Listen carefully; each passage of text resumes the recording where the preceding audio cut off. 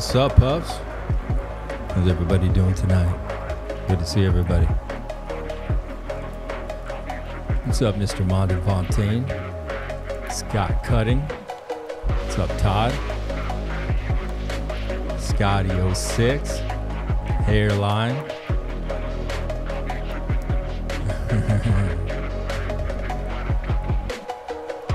What's up, Love Matters? Believe in the Lord Jesus Christ. How you doing?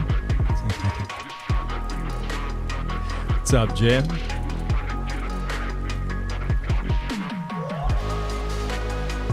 Looks like everything's working tonight. What's up, Ink Maxi? Good to see you. What's up, Music Addict? I'm doing great. Really good.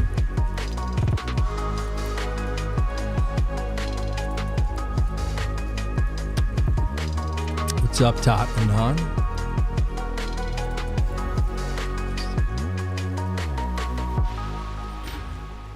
All right. Cool. Let's do it. What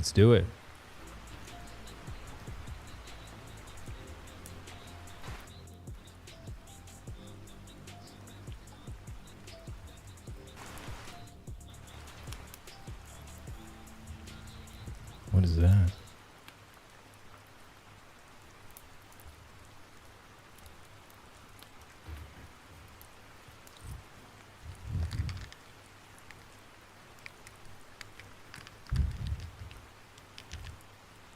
Cool, everything looks good.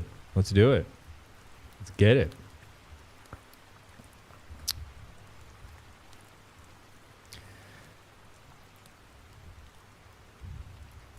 What's up, Hairline? What's up, Surfing Coins? Oh, we got secrets, Mr. Abdul. Good to see you.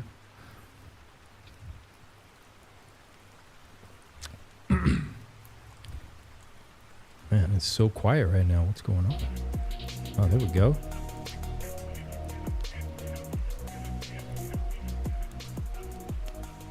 All right, we got all the kinks out of the mix. Everything should be working good. Everyone, it is a crazy, crazy time, man. It is absolutely crazy. CPI came out today, and it was higher than expected. I think we saw that coming. Oh, Claudia, you're about to get shocked. You are about to get shocked. Got some crazy, shocking news. Just a reminder really quick. Subscribe to the channel, smash the like button. And once again, if you guys are on Twitch, go ahead and smash like over there as well. We got a lot of new viewers over there. Everybody got quiet suddenly in crypto land. It's as if things didn't go exactly as everybody wanted, and everybody just freaked out. But I think things are going really good. Look, some really good news is Elon Musk apparently tweeted that Donald J. Trump had a discussion by phone with President Vladimir Putin of Russia, and they discussed everything. So this is good because, well, this could be a white swan. Maybe things are going to wrap up very soon with the war. And that would be very bullish news. I think people would love that. There would be a lot of euphoria.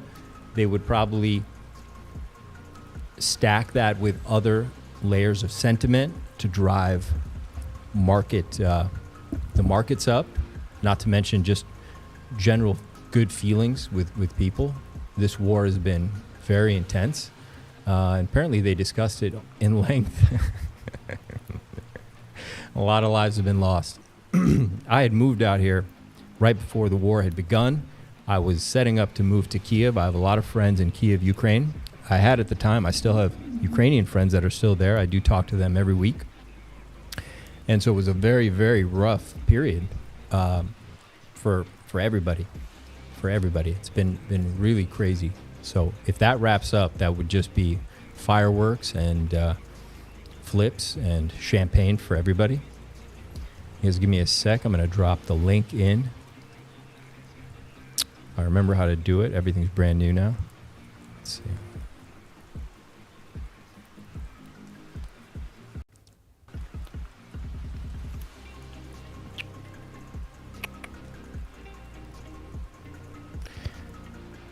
Pups, I'm going to drop it right here in the Telegram. You guys know the Telegram. It's at the top of the screen at St. Wolf Vision.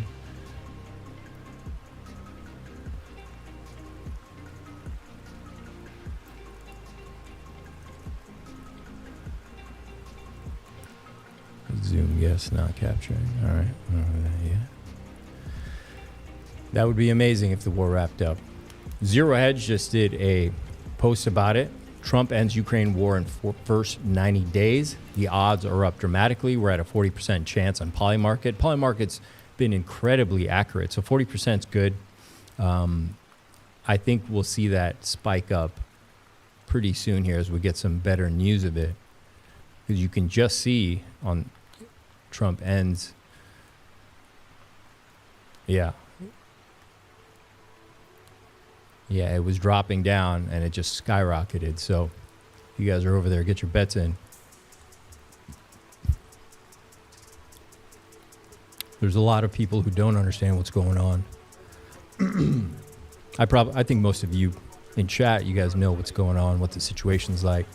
Sammy, what's going on? St. Wolf, are you moving back to the USA anytime soon? No, I do not have plans to move back to the USA. I miss the USA for sure, but I love living out in this part of the world a lot. And I don't think I would ever move to Ukraine again, that's for sure. But this part of the world's turned out to be it's really good. The winter's hard, though. The winter's tough, no doubt. I was thinking I'm going to have to do a trip to a coconut island for a couple weeks. I'm not geared up for winter. Too much time living between Miami and Los Angeles, so it has been tough for sure. What's up, Robert? What a roller coaster the last few months. Yeah, it has been. I don't think the roller coaster is over yet. I don't think this is going to be an easy bull run for us. It's not over yet. I think there's going to be a lot of interesting new surprises coming up too. All right, I'm going to play this little video for you. It says, if you've ever been slightly afraid of AI and the thoughts of potentially living in a simulation, you probably don't want to watch this one. So if you guys are squeamish, don't watch this one. It's definitely pretty, it's rich.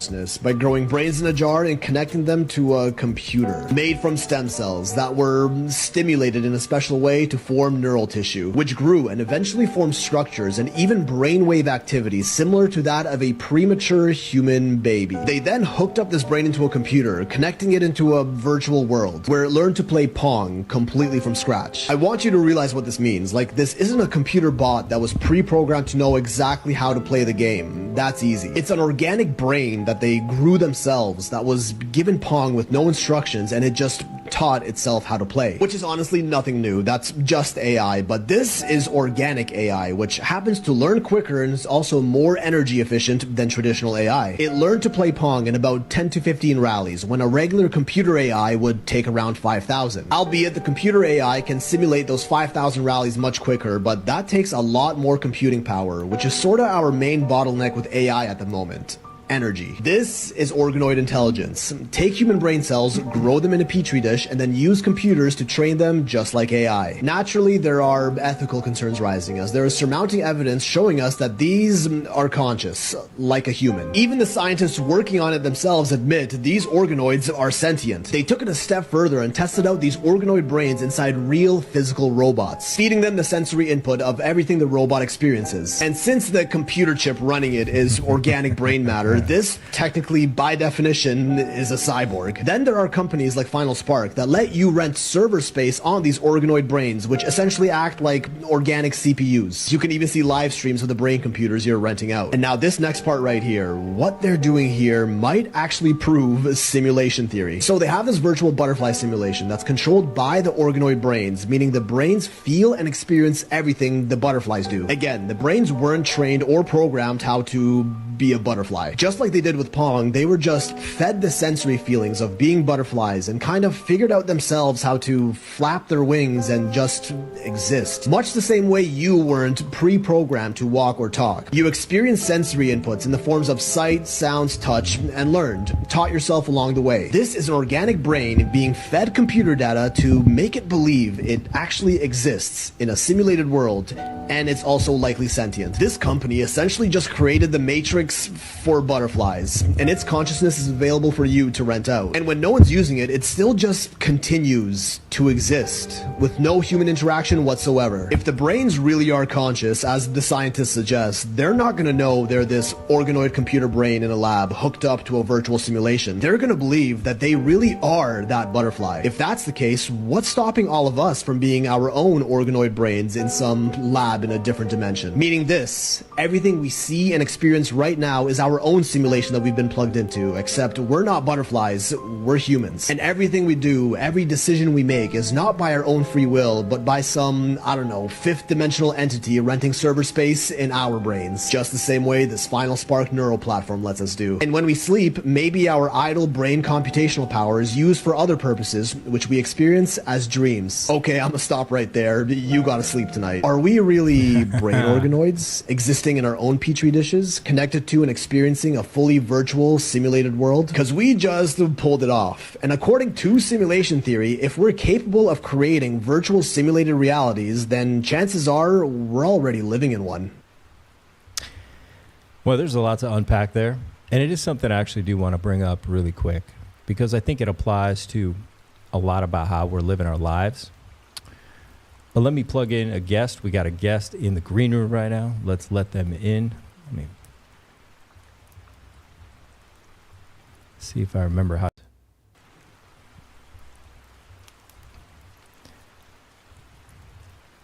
Let's go, let's go.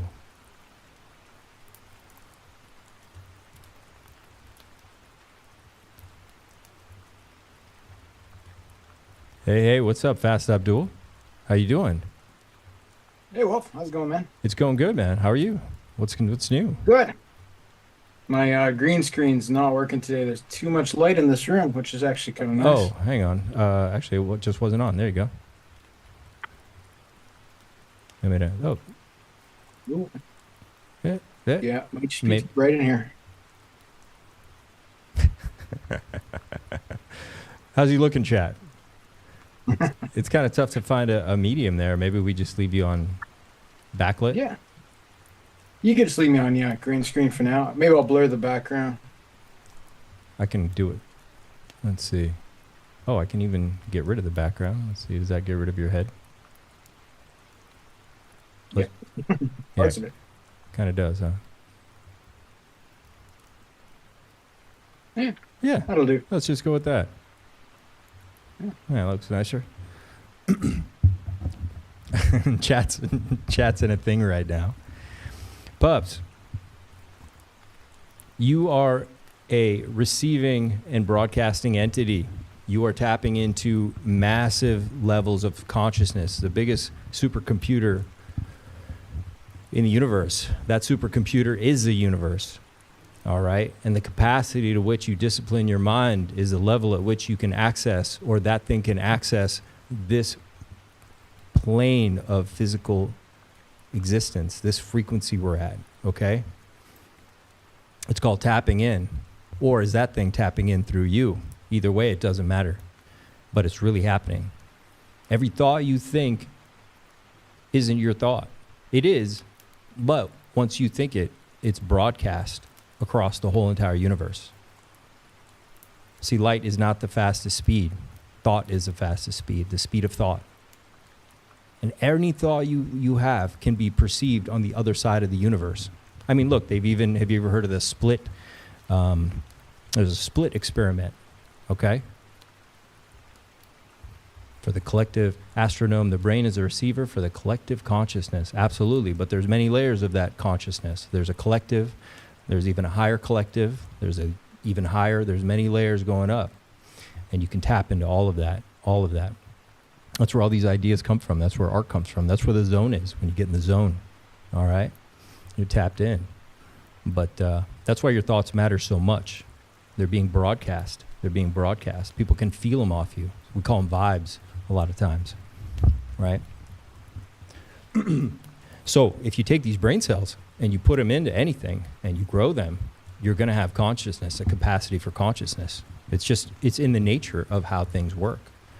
Now, of course, what I've just talked about is just theories. A lot of people probably would debate that. Could probably do hours just talking about that.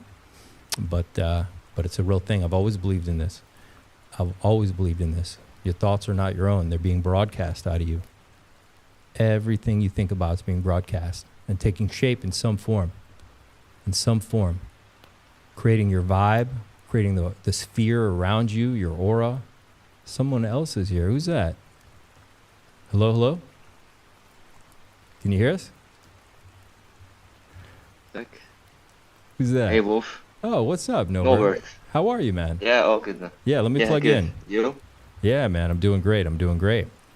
Good timing. We're just about to get into the thick of it. Fast is here. Nice. Fast is here, yeah. Okay, cool. Oh, I need to get sunglasses, man. What's going on? What's wrong with me? Yeah, you don't need them. You don't need them. No, just in case. Just in case. This is a sunglasses, no pants stream. That's right. All right. You've noticed no one's names are showing up today. Not true. Why is that? No idea. I didn't change a thing. Good question. Oh, it's you, Norbert. I know you. Yeah. Okay. I just didn't expect to see you here. Right on. Norbert's always on with Corey Geary. Yeah. I think that was the time I met Norbert on another stream. Yeah, with Corey probably, right? Yeah. Yeah. And bless you, you were trying to get in the show, and then we didn't manage to welcome you well, and then you had a heating problem, so you have to go. And I was tight. That's when my heat chat knows the heat got turned off here. Yeah. So I was like racing because temperature was dropping, and I was like, okay, I only had a certain amount of time, and I had to get through work before I had to leave. It turns out that I did pay the bill. I think Chad heard it. There wasn't I didn't know what I did wrong, because remember, everything's a check, right? So I thought I made a mistake. It turns out that the construction across the street had busted a line or something. The apartment complex turned it off, or the building, whatever, and didn't tell me when they turned it back on. So they turned on the building's heat, but not mine, because mine's separate, because I'm the business office. So they left me with a heat for like 3 days, and just gave me an apology on Monday. They're like, oh, sorry, we had forgotten about you. So it was like ice. It was like a cooler in here. But Coexistence Steven, shout out to you, brother. He loves Atropa, of course. I actually, when I first came, he's one of the first influencers I found on PulseChain, because he was talking about Atropa, and I had also stumbled into Atropa. And so I've always had a good friendship with Coexistence Steven. And he made this really cool diagram of a lot of the charts on Atropa. It's just kind of beautiful piece of art. It's very cool. Very cool. You should frame that, man. Put that up. That'd make a really cool NFT. It's very beautiful. I called it Beautiful Symphony. He said it's a beautiful mathematical symphony. Let's get my music back playing here. Does Steven ever come on the show? He'd be a good guy to have on here. Yeah, he's been in chat a couple times. I think the time is rough, though. Once again, it's only when I did send him a message today, but he's probably sleeping, so it'll be his morning soon. So it depends how late we stream for. Technobabble, what's up? You're not late. I was just about to go over the CPI. Well, look. This was just from earlier, and this is Powell and the sentiment about what's going on and why they're doing what they're doing. So what kind of conditions would have to happen for you to start going back to quantitative easing?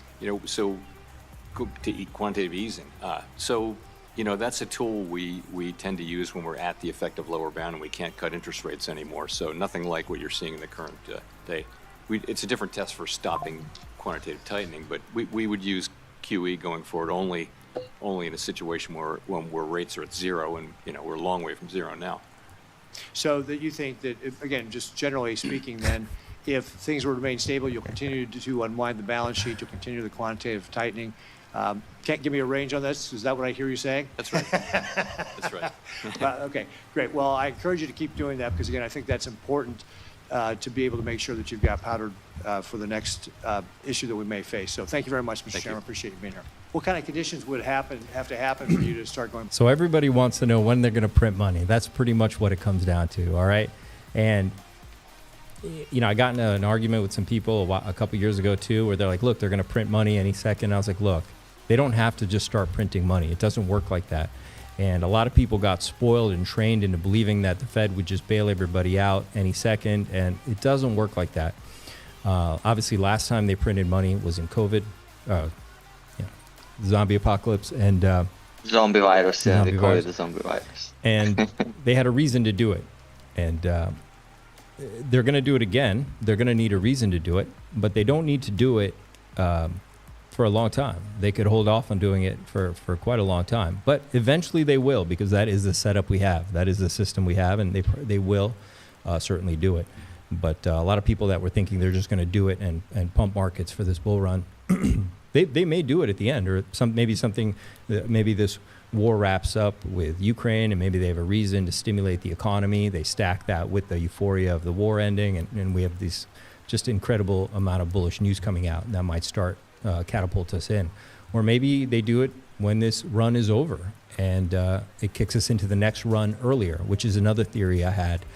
I know I mentioned on the last few live streams that it's possible the next bull run starts much sooner than we anticipate. We had the high before the halving this time. What if they actually start the bull run much sooner than people think? So this one wraps up. Everyone, thinks, well, we're packed up. We're going home for a couple of years. And then literally within a few months, they kick us back in to some kind of run. We don't know that. So they may use this printing strategically for them.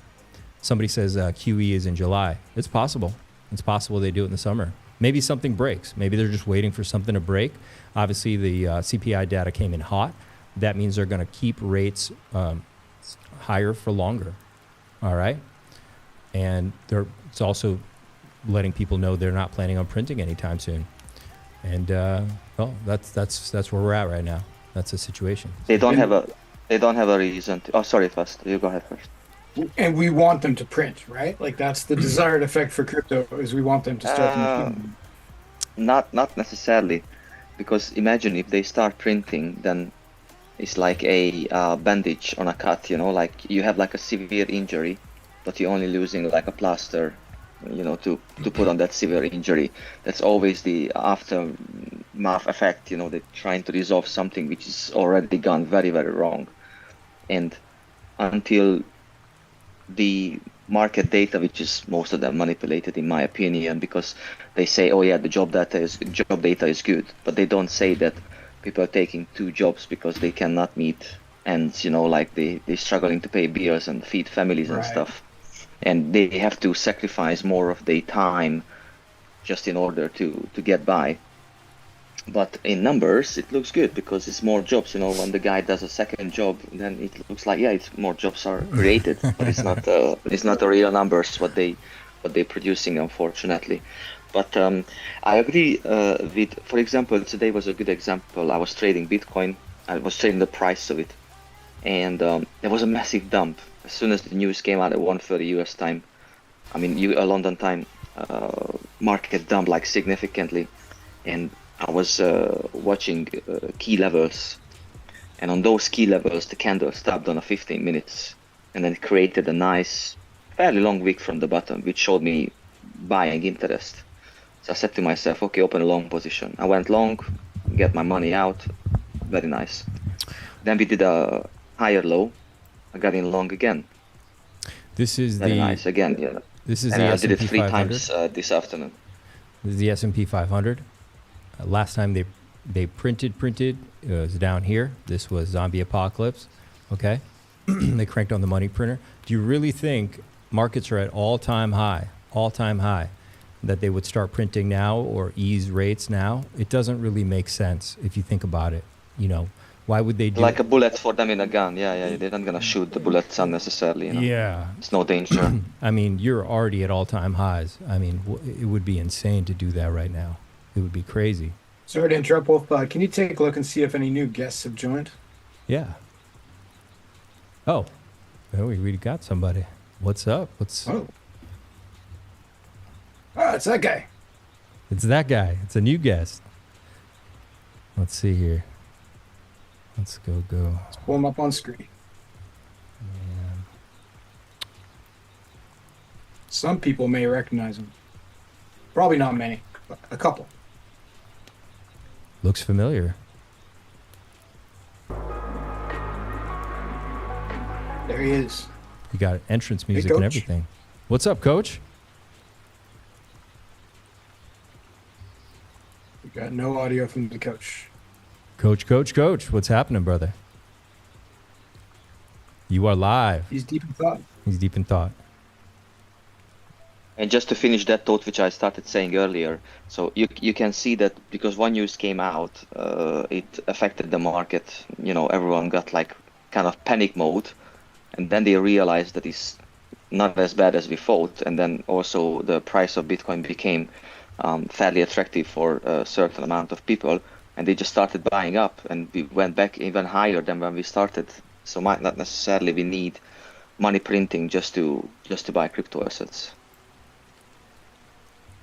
You know, yeah, there's a lot of levers they can pull. There's a lot of here, let me reset this one more time. Maybe he. What's up, Coach? How are you? There we go. Good. What's up, Good guys? evening. Doing good. Great to have Just you, man. Welcome to the grinding. show. Yeah, good conversation. Some days. They have a lot of levers Some days. that they can pull. But we are at all-time highs right now, and you know, they might have other tricks up their sleeve, but it doesn't seem like they're going to print anytime soon or change rates until something else changes or breaks, probably. And that's not necessarily bad news. Somebody pointed out. And let's not forget that money can wander. Money can not wander, but money can transfer from one asset to another. If people are seeing that, you know, S&P and, you know, all these things are not climbing higher, they're going to look for other things which has the opportunity to do that.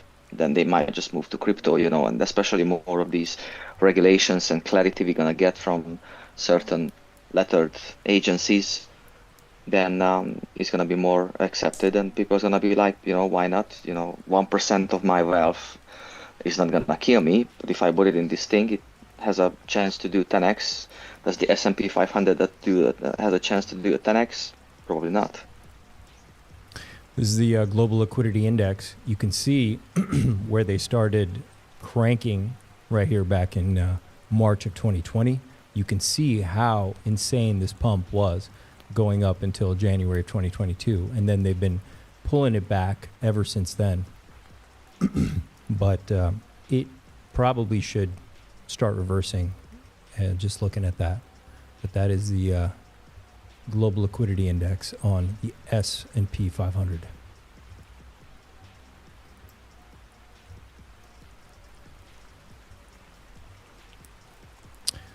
And you can see it there on Bitcoin too.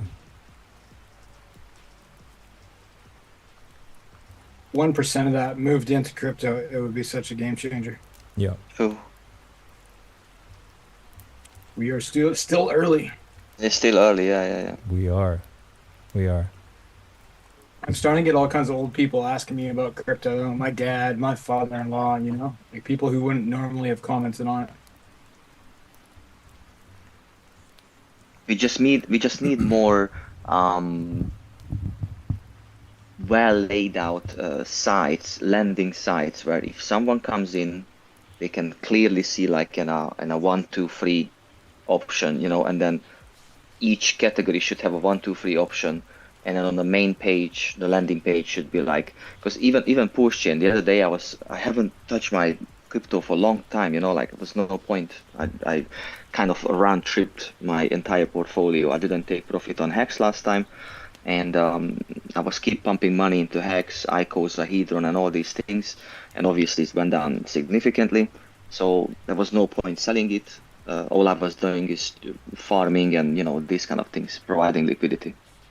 And then after a long time, I wanted to take some liquidity out, because obviously Richard was kind of suggesting that this could be a good move from us to do so. And I also started seeing some moves. I'm like, okay, I don't want to experience such a huge, significant impermanent loss, because I didn't put in too much money in crypto. So for me, every move counts and matters.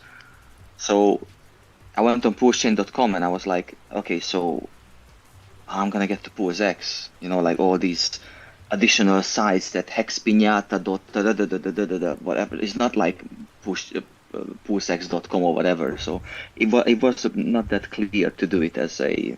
I was like a noob, you know, like a first timer kind of, because I haven't done it for a long time. So I think we should have more clarity and good onboarding sites or tools, you know, and just like click and that's it, you know, like Oh, of very course. easy to Oh, do. So definitely. It's if getting we better. want adoption, getting better. Don't take me wrong, We have but internet mining. we could do a lot. We could do a lot more. For sure. Yeah. So one of the big things we had recently, and this you know, Matt Abdul and I were talking about this earlier. This kind of like poked the hornet's nest, so to speak, with a lot of OGs, right? They made a proposal, and actually, I'm glad, Coach, your timing's perfect, because I feel like you're going to have definitely some insights on this. That encapsulated stakes. There, let me go to the first one. Okay. pDAI, Matt, with 9 Iron Capital, says encapsulation is RH's goal, which makes it surreal to see two wallets have been testing out smart contract that burns and mints from the Zero wallet into other wallets. So they're showing that, they're claiming that he's going to use encapsulated stakes possibly to collateralize pDAI. Well, like Richard Hart's talked about possibly collateralizing Hex for many years. So, and that was like one of the things is like his talking points is like you can't really collateralize in terms of Bitcoin, but like because it's not like a DeFi type of token, but in terms of Hex, the utility factor in terms of the stakes and those collapsing stakes can be utilized in the future, and it's the positive. And thinking about that, Richard actually owned, or the OA owns majority of said tokens in terms of Hex itself. It's like you fell in my trap, guys. So and you can utilize and kind of like just do an accordion effect in terms of possibly doing exactly what 9 Iron Capital was like talking about. So you posted this video, and he says pDAI is close to moving into the collateralization phase. The Hex OA has staked the majority of its supply for 15 years, and this video shows Pulse Recycle found years ago. Richard spoke of encapsulating Hex stakes and using it as collateral asset within various protocols, including Compound and Aave, both of which have been taken over and worked on. Encapsulating stakes works much like liquid staking, where a user stakes an asset and mints themselves a token of equal value that accrues interest. Richard is able to collateralize the vaults using a derivative of his Hex stakes. Hex holders will be able to do the same. They can create long-term stakes, collateralize a PMaker vault with their wrapped stake of equivalent value, and mint themselves $1 of pDAI, earning interest while getting immediate access to their liquidity. All right, let's hear this video. Have you guys seen this video? But like, you know, and I do see eventually there will be encapsulated stakes, and encapsulated stakes will allow you to get the liquidity you want while still earning sick yield. So, you know, that code's already written. I think it's already open sourced. A guy named Firebun wrote it. And I would like to see it deployed on other chains to give those other chains a reason for being. Hey guys, your chain doesn't suck as much anymore because Hex is here now. So congrats. Wait, are you describing software that would allow you to borrow against your Hex that's staked? Well, it would make it tradable. So right now, if you have a Hex stake, you can't trade it. But if you trade shares in a giant Hex stake, so someone makes a giant Hex stake, and then you have shares in it that you can trade, they're like bonds. So then, you know, it would allow you to encumber and allow to be liquidated and do all those other things. Like you could take your Hex bonds and, you know, maybe like there's some interesting game theory, like, you know, if Compound or AAVE or AAVA or whatever it is, decides to like make their front ends operate on PulseChain, Right. There's a chance that they just enable some new assets, which are also on PulseChain, like maybe HEX, maybe Pulse, and maybe encapsulated, stakes. And then you could get all of that leverage and options and all that other crap you want on your stakes. And then to the tier 1, to the layer 1 HEX system, you would just see increasing stake lengths, because people may open up a 15-year stake that then they're selling shares in.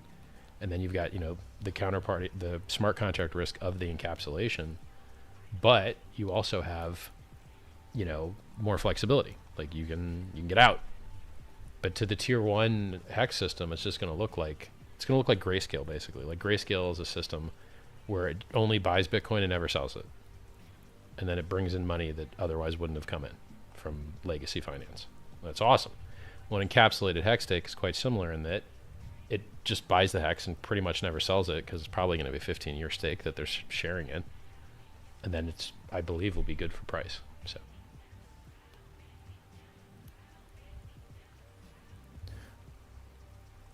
Okay. Let me play another video.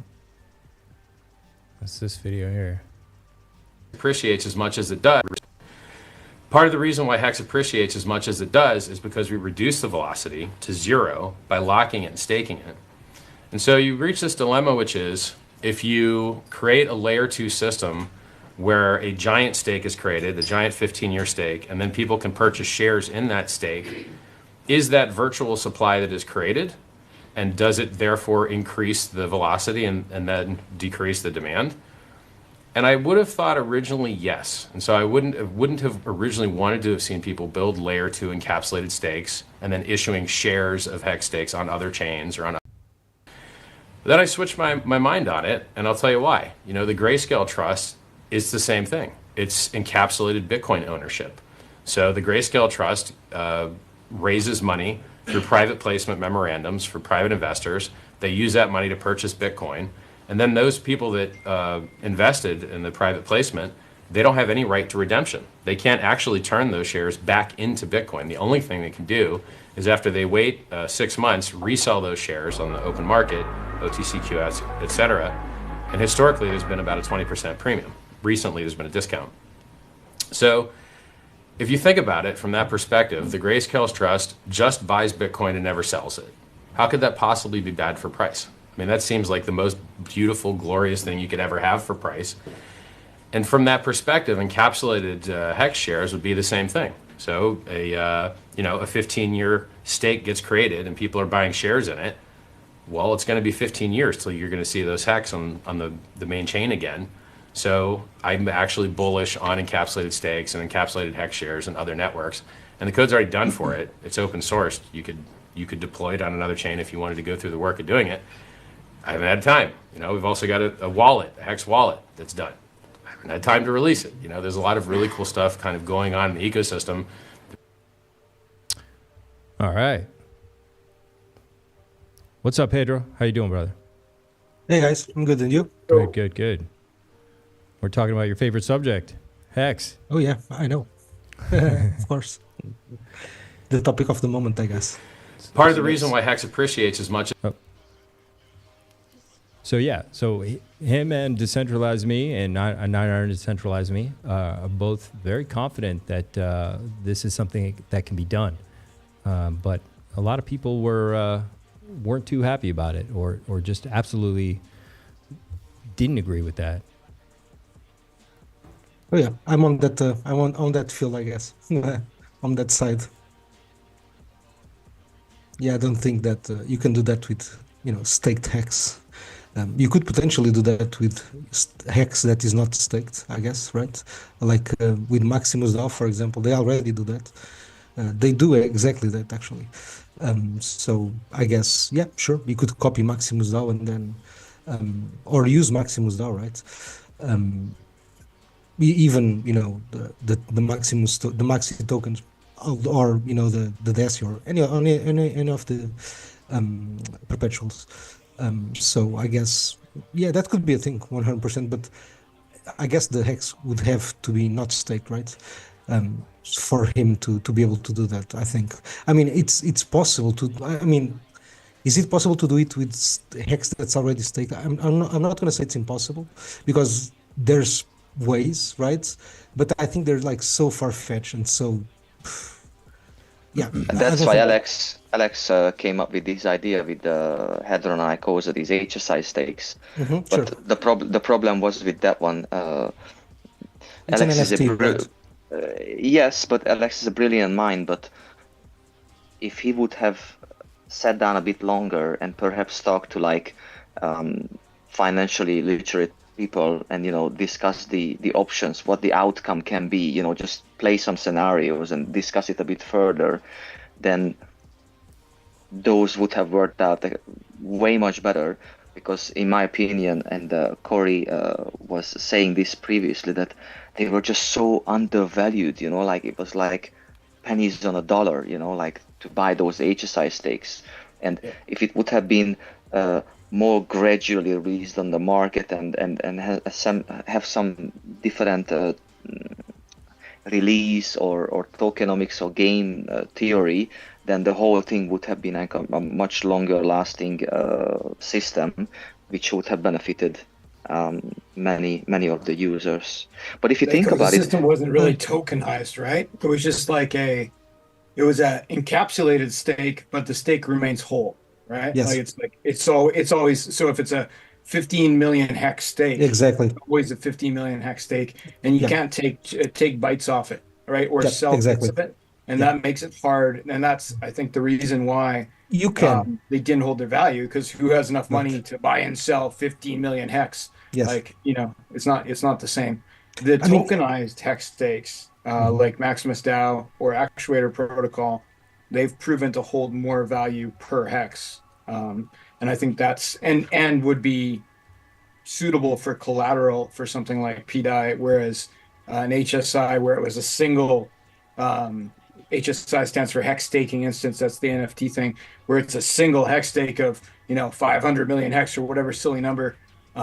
It's very difficult to use something like that for collateral. Yeah, I mean, you could do that. You could liquefy, let's say, the HSIs, right? You could turn them into basically.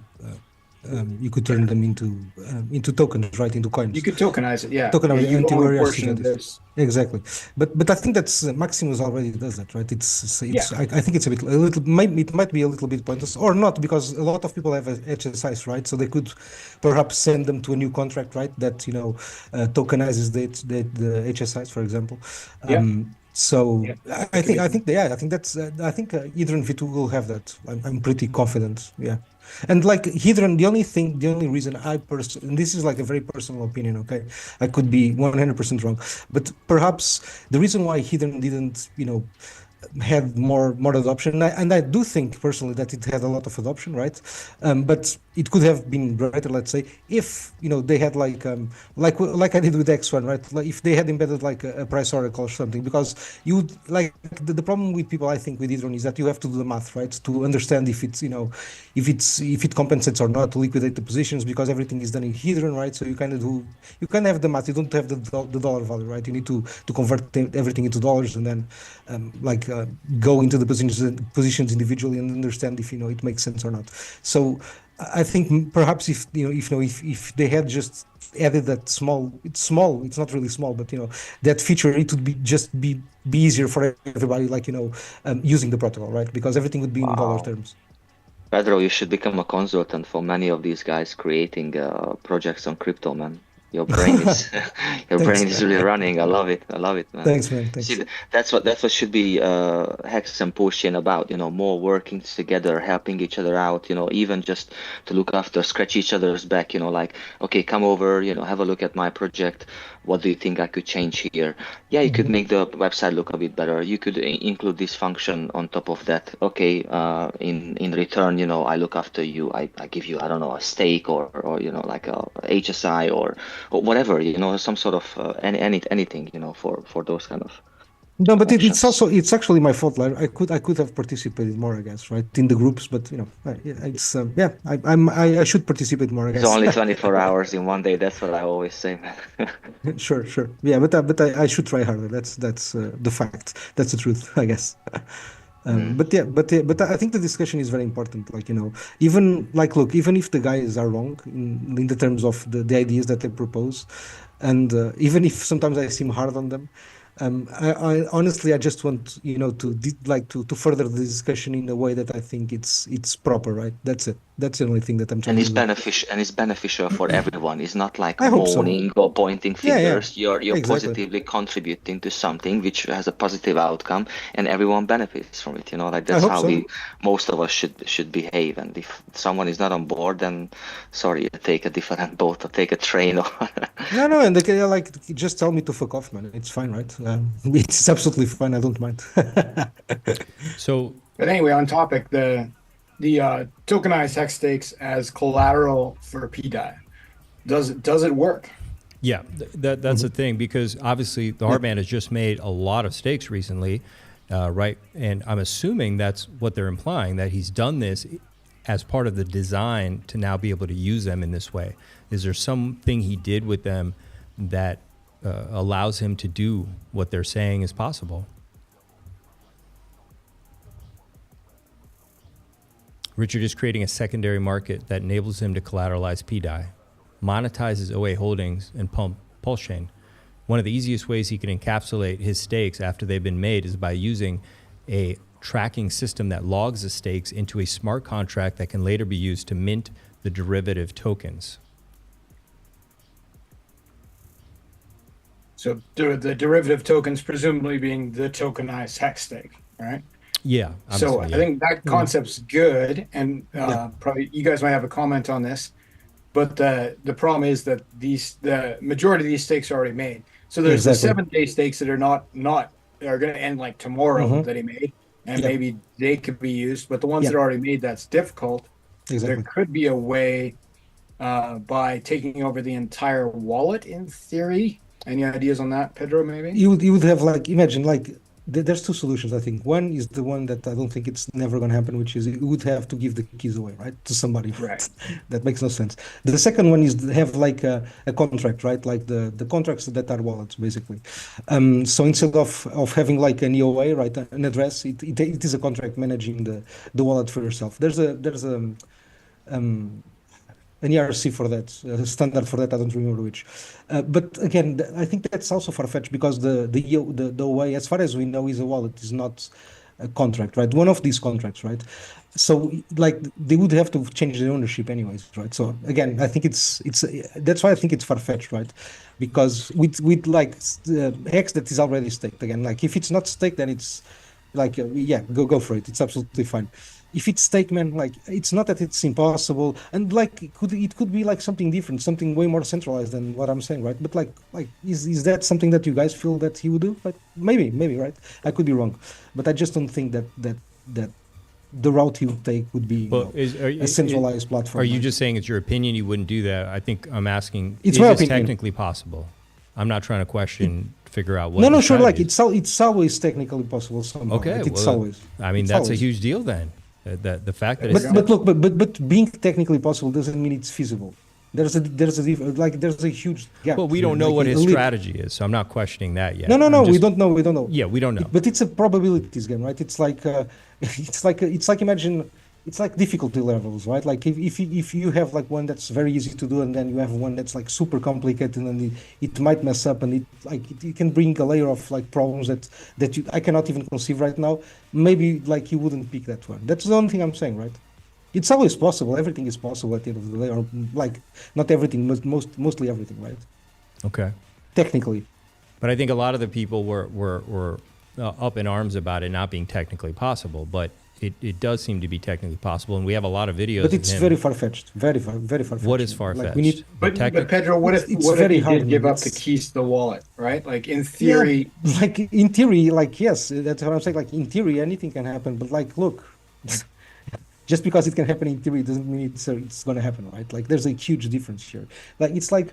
It's true, like when you're doing science, right? You're testing hypotheses, right? And you need to, like, assign probabilities to each hypothesis, right? Yeah, I mean, look, both these gentlemen, they do a tremendous amount of work for the community. They do a lot of work. Yes. So they have an important, something they put a lot of work into bringing They this. built pmaker, bro. It's awesome. It's amazing. Yeah, Honestly, so it's I mean, amazing work. I always Rebuild keep it. an open mind to the ideas that they're bringing, without a doubt. You know what I mean?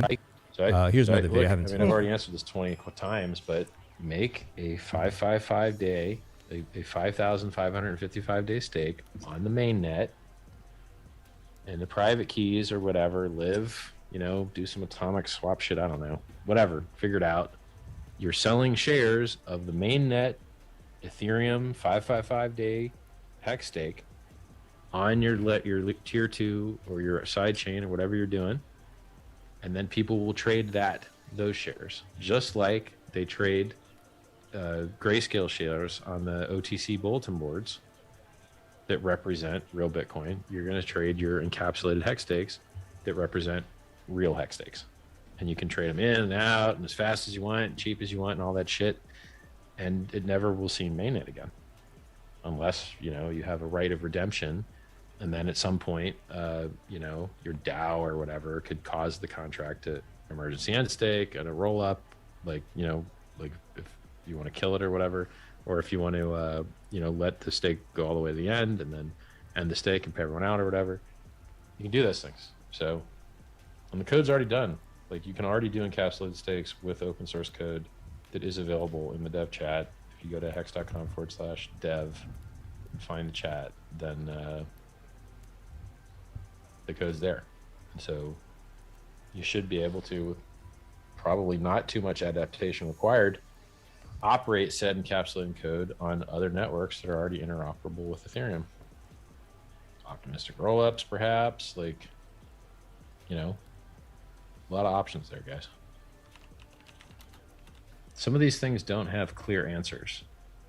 So part of me is of the belief that Hex works amazing as it is, and that adding extra layers of encapsulation may make it more liquid and then increase the velocity, which then reduces the price.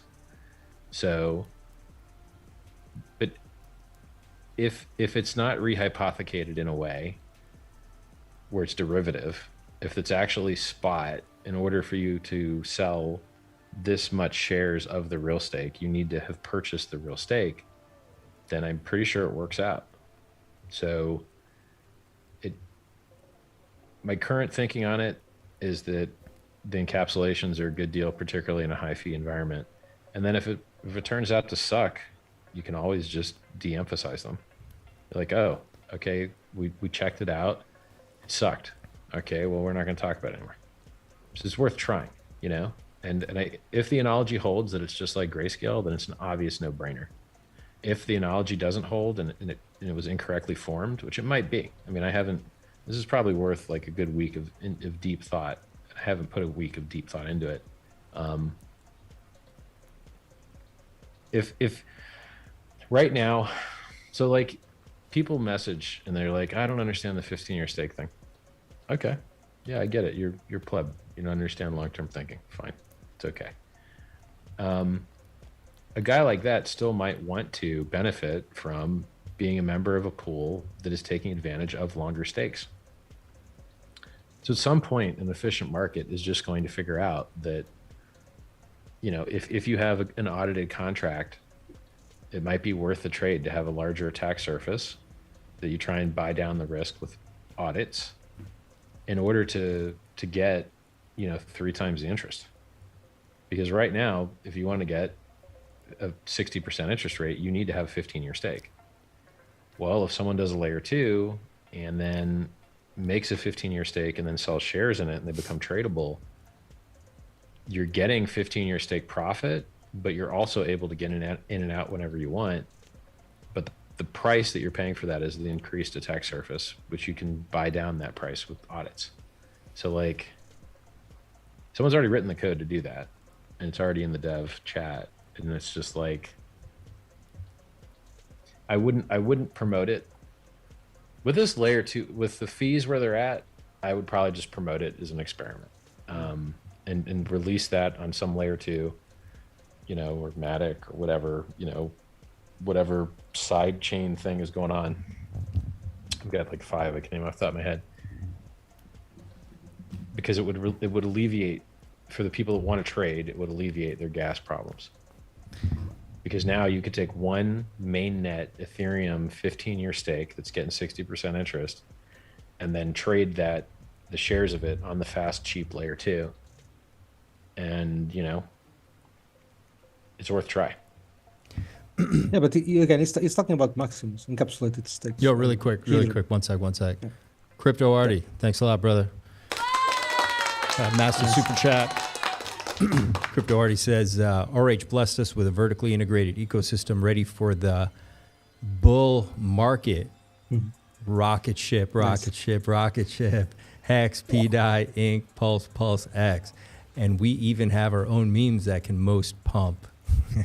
God bless our founder and community. Right on, brother. Right on, man. Thanks so much for that super chat. Really appreciate it. You're 100% correct, man. We are absolutely blessed. It's really amazing that just the fact that we're having this discussion, the complexities of our ecosystem are incredible. So, I mean, yeah, did he's made a lot of stakes, obviously, recently. Did he do them differently in such a way where he can pull this off? If let's say, you believe? No idea. I cannot know for a fact. We can see the stakes, but we don't know how he made them. Actually, no, wait. Actually, we can know that because like I kind of think we can know because we know it. No, we know it's an address. It's not a contract. So it's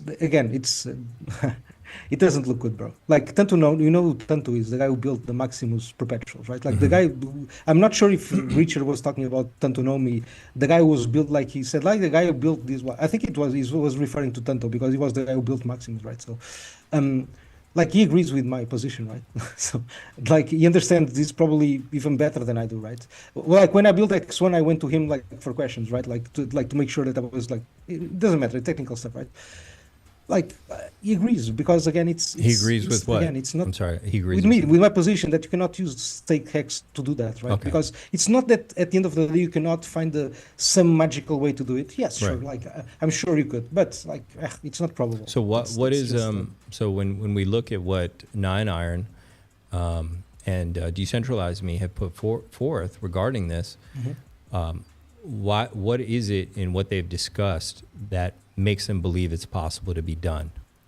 Because they believe that the encapsulated stakes can be used in this way. So what, in their work, why do they believe that? Okay, wait. Okay, what is an encapsulated stake? Define encapsulated stake.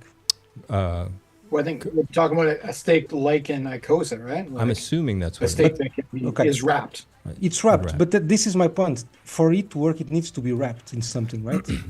It can't be a native stake. Like he did native stake, right? Those don't work because it's already staked. They already exist, right? They cannot be recreated, right?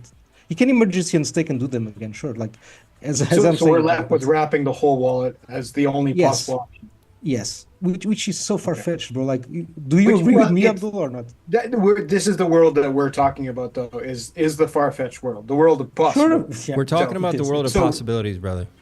Sure, yeah. It is. It is possible. We know that, like, a native hex stake is permanently attached to that wallet and it can't be moved. So it cannot be tokenized and it cannot be wrapped once the stake is already made. Yes. But in theory, you could wrap the wallet and tokenize the wallet? Yes. Yeah, I guess so. Mark, I think that's the conclusion. But wait. Margarita's saying it's not wrapped, though. Margarita, are you saying the stakes that he just made are not wrapped, so he can't? Exactly. Exactly. That's what I've been saying. But but wait, Abdul. No, I don't think you can even do that for one reason. Because look, how could he? Like, you cannot after you stake X, you cannot move the ownership. So how could he move the ownership from this address that currently owns the stake X to another one? No, but in our theory world here. Okay. No, but in the theory, I'm asking the theory. Decentralized Me we're getting at is that because first 9iron came up with it and a bunch of hexagons attacked. You can't do that, right? They were right. You can't do that. You can't move a native stake from the wallet. Yeah, that even I understand. I understand that. Okay, even I get that part. But what are they like? How are they making this jump? That's what we're getting at here. right? Is that where you're going? I think the Pastor? ultimate is that wrapping the wallet thing, right? Yes. So it's like the I wallet think so. itself Okay. would be And that's what he says. tokenized, Yeah. like the contents of this wallet. Yes. So is it the wallets he made it from wrapped or encapsulated? Do we know that? Or is that? It seems very unlikely, Okay. but it could be. Like that would be an after the fact thing potentially. Yes. And this Sure. this is all very much theory, not financial advice. Fair enough. So does that sound like a possibility, Pedro? That you could wrap the wallet and Yes, then you tokenize could. the wrap wallet? I think, look, I'm not going to say with certainty that you could, because I would need to think about it in the sense that Yeah, it's pretty heavy. imagine I'm doing that from the away address, right? So I'm telling Yeah. the new contract that, okay, this is the wallet that I'm giving, like, but that's the point, because what usually you do is that the contract has a new address, right? It doesn't manage another address. We see the problem here. This is the problem that I'm having, which is like these types of contract wallets, they have their own addresses. It's not like you attach like your addresses or like your non-contract wallet addresses to that. You understand where I'm going with this? Yeah. So this is why I think it's like, I'm not even sure it's possible. I think it's possible, right? I think it's possible, but I would need to like really think about it. I'll tell you why. I would need to reread the conversation where tend to know me, like, because that's the I think he has the best, like, alpha on this for sure. Well, he'll in my have opinion. he'll So, have his perspective yep. too, right? I mean, the reason I keep an open mind to everything is when I got here to PulseChain, I bought everything everybody told me not to buy. I bought Atropa, I bought pDAI, I bought PTGC, I bought what else did I get? And everyone said you're crazy, just only buy the cores, right? So I just try to keep an open mind now to everything, because the things that seem to do well for me on my portfolio were all the things everyone said, don't look at those things, don't buy those things, right? So I just keep an open mind, like who knows what's possible or what could be going on. And no, for I'm sure. trying to learn from everybody. What are the main question should be answered is that, is there any need from the market for this thing? In my opinion, is just create, again, look around the world, man. Majority of the people are simple creatures, just like myself, my wife. We like simple things. We don't like overcomplicating things. But Richard was talking about here, you need like a doctor degree. And even Pedro had to stop for a second and like, oh, no, I need to get back to you on that one. Probably we would need like a couple of big ones in a week, in like a quiet room to figure out, what it's what not could be the something for possible the average outcomes person of to use those. for sure, but something, Yes, but at the same time, Hex has the possibility of becoming something a truly remarkable, widely used financial product. And the reason being, I talk about this a few times in previous episodes on other channels, that what is the biggest problem what any financial market can have? Emotions, people, involvement in certain things. If I'm holding on to something and I'm in charge of those things, I'm gonna have attachments, I'm gonna have emotions, and I'm gonna make decisions based on those emotions. If the things are widely spread and then anyone can do individually whatever they want to do, then depending on their wallet size, like money in their pocket, can decide if they will become a grayscale type of investor, or like a family man who's got 3 kids and trying to set up 3 different stakes for his 3 different children. And that's the beauty about it, because no one can interact or interfere in those things. So I think Hex has the possibility of the best financial asset on earth, because it's really well written code. And I'm with you on that, safe. Norbert, but we're getting off topic again. Like Hex is great. Sorry. I'm on that getting note, off but topic, can it be used to collateralize pDAI? That is the my question is, now. does it need to be? That's what I wanted to bring out of this. Okay, and that if there is no need, there is no point writing codes in an empty room. Like who's gonna buy it? I think part of the answer to that is the code is already written, right? Like we know that Maximus DAO exists. The code is open source. So you could copy Abdul, that. wait. Because you're saying a very important point, Abdul. Sorry to interrupt you. Very sorry to Really interrupt quick, we had a new guest. Gary Woods is in the nice. house. What's up, Gary? How are you? Hey, Gary. Hey, fun and Jim. And so we got Gary, and Pedro, We got Nobert and Coach and Fast Abdul. But first, Abdul, just a quick question, man. Because what you're saying is very important, which is we already get have the code for perpetuals, right? The encapsulated stakes. I call them perpetuals, but it's the same thing. Yeah. Okay, so one question for you then, like why didn't you use it? If the plan was hear me out. If the plan was to use the staked hex as collateral, why did you not use the available code? Maybe it wasn't the plan, right? That is one of the possibilities. You're bringing up strategy again, Pedro, and like. Yeah, but we don't know. Shouldn't we discuss strategy? Well, we don't know. We don't know the strategy. No. Sure. But it's a probabilities game. That's my Well, only I think point. we can discuss that in segments, right? Like, so first, is it possible? Sure. And we've kind of determined that it could be. I'm going to say it could be really right? difficult, right? And then, what is the next plan? What's he going to do next? Right? Or what could he do next? And I think we know that Maximus DAO code exists. It can't be used on the already created stakes. He has 50% of those stakes are 7-day stakes or something like that. Did we ever get a number on that, Gary? I heard around 50% of the stakes were 7 days. We're going to see soon enough, I guess. Crispy said close to 50%, I think. So, that means that Hex will be back in that wallet, and then he could choose to do something like that. He could, for 100%, man. With that Hex, 100%. I'm the first one to say, yeah, sure. I don't see a problem with that whatsoever. Yeah.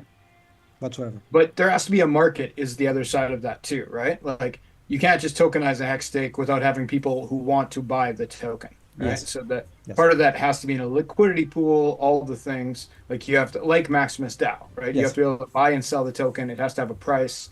It has to have a market where if it was liquidated, someone would buy it. And that's the problem with encapsulating the stake without tokenizing it is really hard to sell a 500 million or whatever silly number Hex stake as one piece in an auction type format.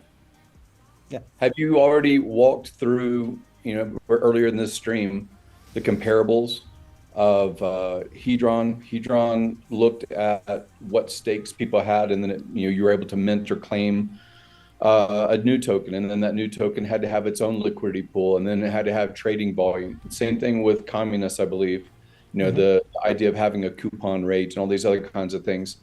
Richard tweets, or not direct tweets, but basically a lot of the YouTube clips that have been posted over the past 48 hours talking about hex stakes and maximum 555 stake and what the benefit would be of encapsulating and things like that. It's kind of the same thing. I know that one particular word that was highlighted in something that he said was along the lines of the wallet has already been built. Now he had already said that PulseChain was ready to go also, and we waited for 2 years before it actually launched. So, you gotta take what he has said before as not necessarily the gospel, but as, intention. Maybe the intention is that the wallet was almost ready or was ready in his mind. But I have thought about this a little bit in that, he at least had framed that a business might have a launch of a particular product, and that particular product may need to have other elements become vertical scaling, basically. So he made the pitch, and many people bought into the need of having a L1 because Ethereum was always a risk factor about being able to change things like the S load, the cost of unstaking, especially a long stake that threads through every single day in order to, in math, basically, and burns a lot of gas to give you your daily option of paying out, right? Instead of monthly or annual or something like that. So he's talked about verticality in the past. He obviously had mentioned in the past about a wallet. So now with this long-term stake, I wonder, and again, I don't look at computer stuff other than back in the day building websites. Really I'm not like a dev or anything like that. And I don't even keep track of it. So I have to rely on what people already know that is off the shelf, which is what Richard usually does, is he usually likes to build things by assembling stuff that's off the shelf and already has, had billions of dollars of economic energy pass through them safely.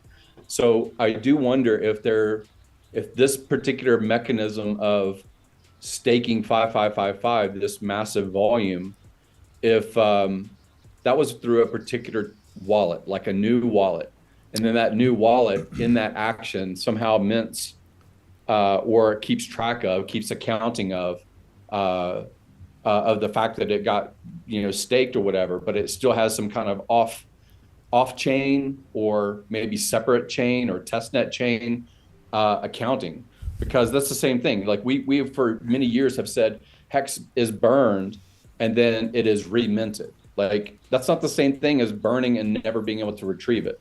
That's not the same thing. We use that word and it has double meaning, even in crypto context, it has double meaning, because it simply is saying don't inventory this, these tokens. Don't inventory it. Don't reflect it on coin ranking sites. Don't count it as circulating supply, right? And so like it's just an accounting tool, even though we call it burning it. And again, words have different meaning, and it depends on the context. So I think it's the same sort of thing, is potentially this could have been staked through a particular kind of wallet, maybe a new kind of wallet that has an accounting function built into it and is able to you know, issue later some kind of bond instrument. That's what he has said in his clips in the past. Again, theorizing on some of this stuff. Yeah, is that a technical possibility that he could have done that with this wallet? Or I think we would know. I think the code would be on the table already. Yeah, exactly. Yeah. And the address, right? Like the OA address, I believe it's the same one, like as 2019 or something, or it's. Well, what was Alex able to do with Hedron and HSIs, and what are communists able to do with just basically looking? And why do we have things like here is an airdrop address in order to give people value later? It's the same sort of thing. Like again, it depends on what the buying market is and the appetite for like trust factor in the OA or trust factor in RH narratives. You know, again, value is built on the Lindy effect of it's worked in the past. It works at launch. There's a lot of speculative energy about where it will go. And then you basically have a Lindy effect of a couple of years or more where people say it is tried and true. It has a trust factor to it, both the founder, the OA, the protocol, the underlying L1. Like we have a trust factor that's built into even our own habits of you know, checking addresses before you send something. Like we build a trust because of our experience level and not getting burned in the past. And I don't know, you know, again, it's pressure because it's the, you know, have no expectations, I don't work for you, all the same narratives all of us have heard for years and years, but without an explainer, like you just said, St. Wolf said, what's the strategy? Without an explainer, nobody's going to buy it.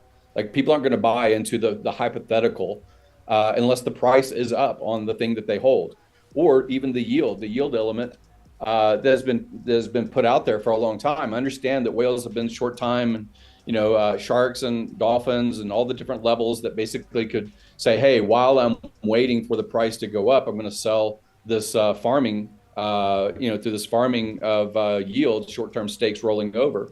Those are the things that were taught by Richard directly, by evangelists, by OG. Staking ladder, you know, always, you know, shave off the yield, sell the yield. That's been taught by all of us for going on 6 years, 7 years.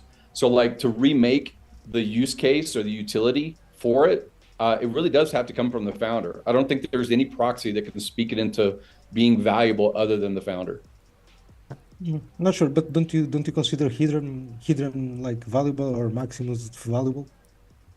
Do you think it would be valuable if Richard talked about it all the time?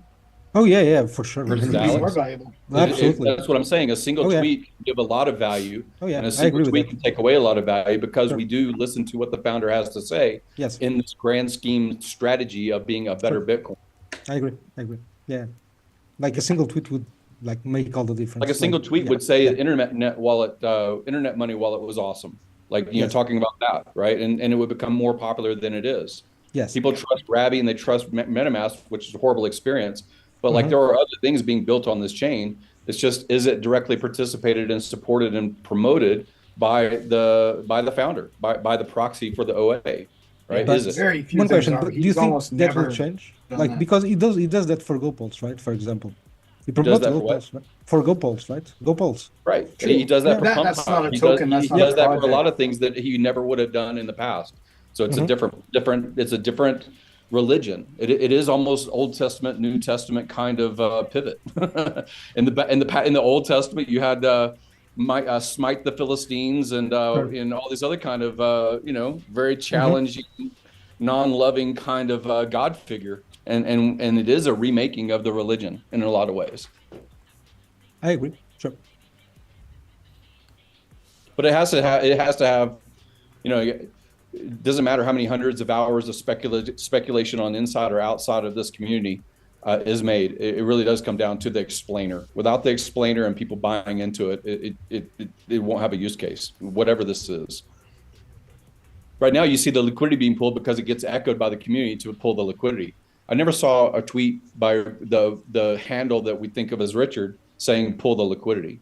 I just saw the reaction to a dropped incentive token and a dropped HEX T-share rate payout. And then, a few spokesmen start to get some traction, and then that traction becomes the reason to pull liquidity. Sure.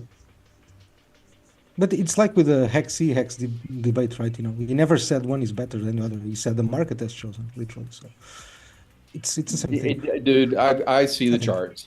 You see the impact of everything across the whole chain. Exactly. I can see it from Mark, whatever the day was of that particular tweet saying that the market has chosen. There was a violent reaction, and the guy has claimed for as long as we have known of his content to be a marketing expert.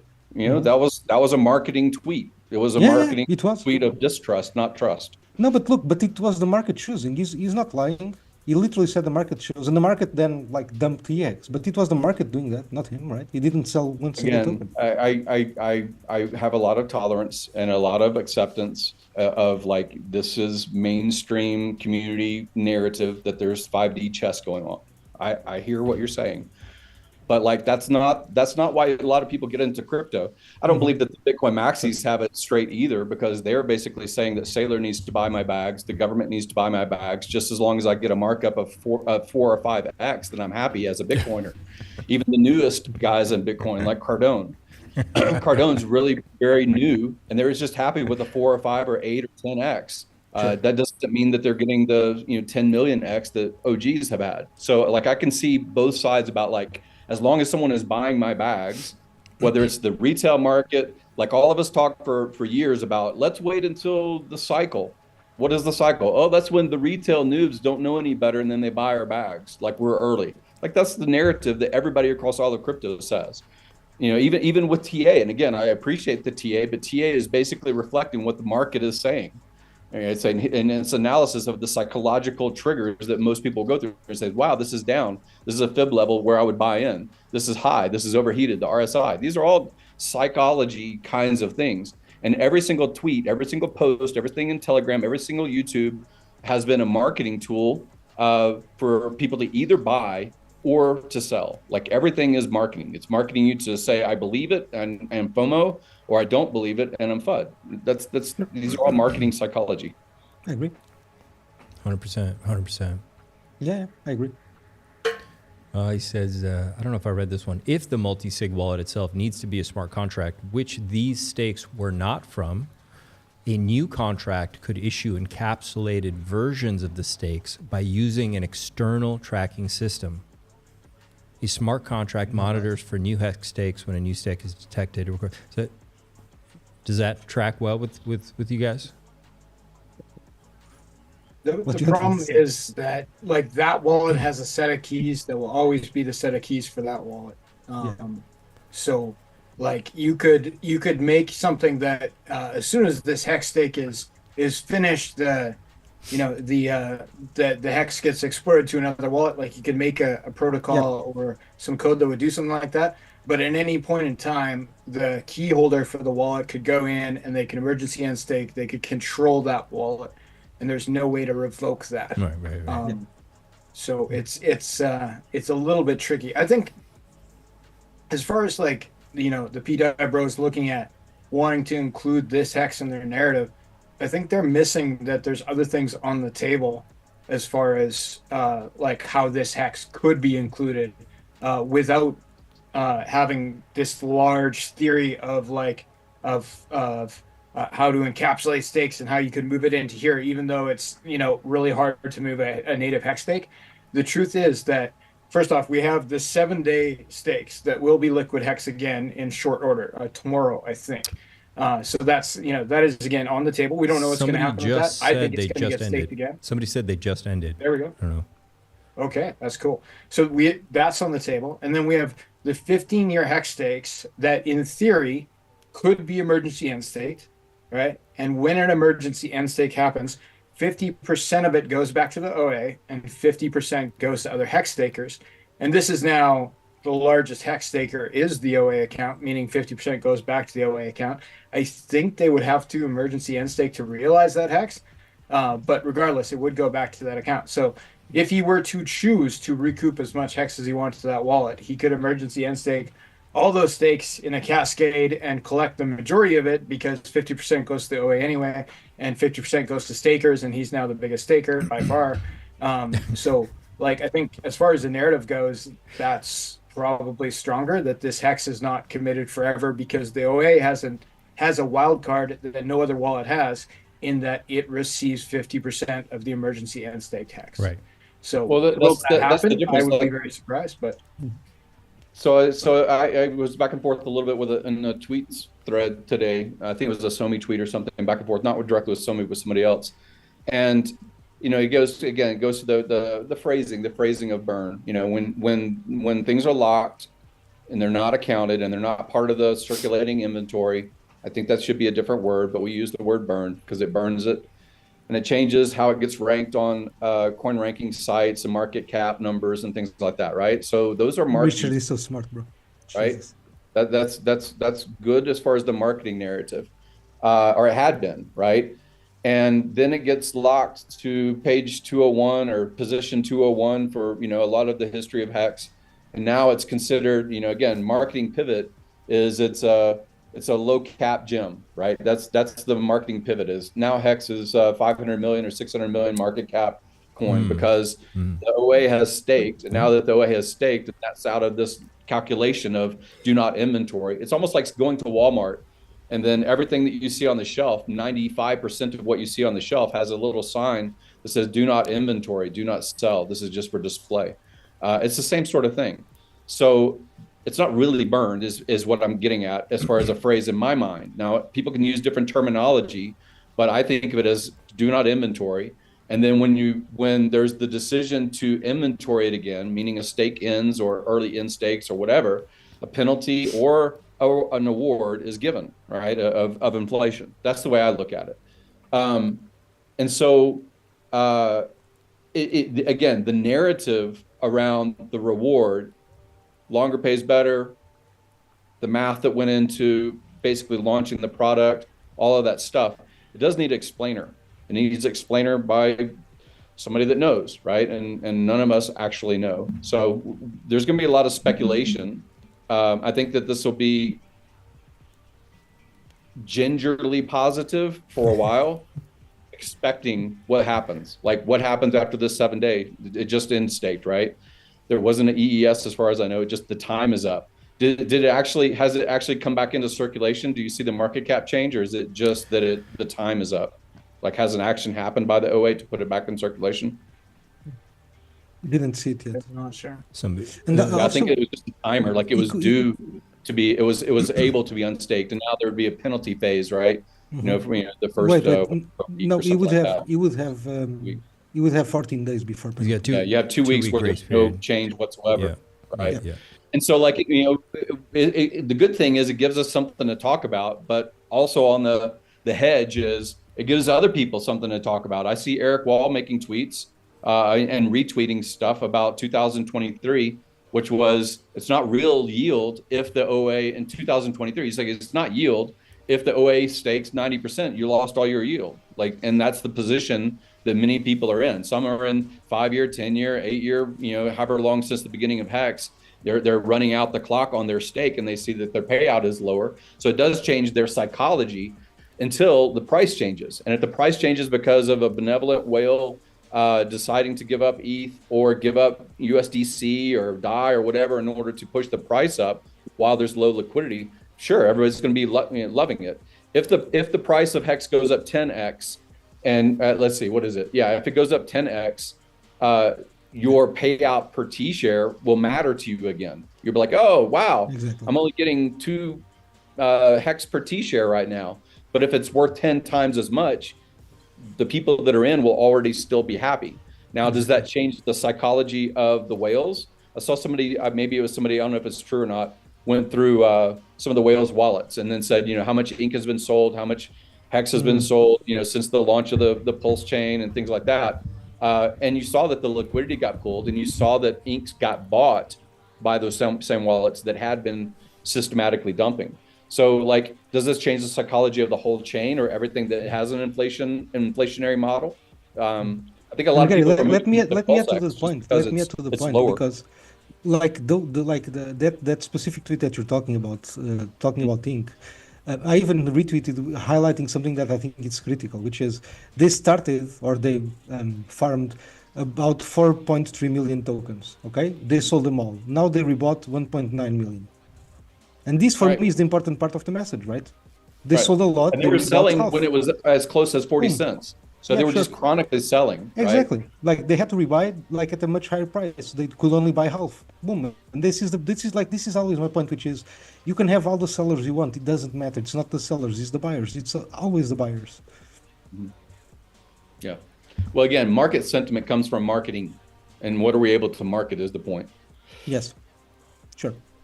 I agree with that. Why is this case taking so long? And it's HEX, PulseChain? I think it's just HEX and PulseChain, right? As far as this SEC thing? I think PulseX would fit into it as well. Yeah. It was named as well, right? As an entity or something? I think so. Yeah, good question. Nuclear Herbs the other day commented that he's also surprised it's taken so long, right? So I think it's certainly unusual because if she was going to throw this out, like, not dismiss it, she could have rubber stamped that, after 3 or 4 days.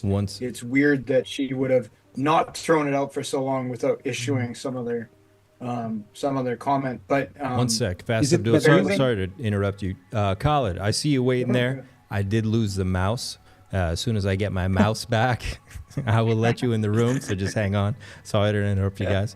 For some reason, I lost my mouse. Oh dear! Your mouse ran away. What are you talking about? Call tech support. It's happened a couple times. It just happened. Khalid, I saw you in the waiting room. Just hang on one second. I can't click anything right now, so I'm completely. Good times. He's locked. But I think the judge has no actual requirement to make a decision in any particular timeline. She could drag it out for a year in theory, with no repercussions to her. So, nice. Because it's on a federal level, apparently on a state level, this is from Nuclear Herbs, not from me. On a state level, often they have a timeline they have to make a decision by, but on a federal level, they don't. So, why she hasn't made a decision, I have no idea. But I think that's positive for us rather than negative, because if it was a negative decision, oh no, we're not going to dismiss the case, then that would have been very easy to rubber stamp very early on in the process. Okay.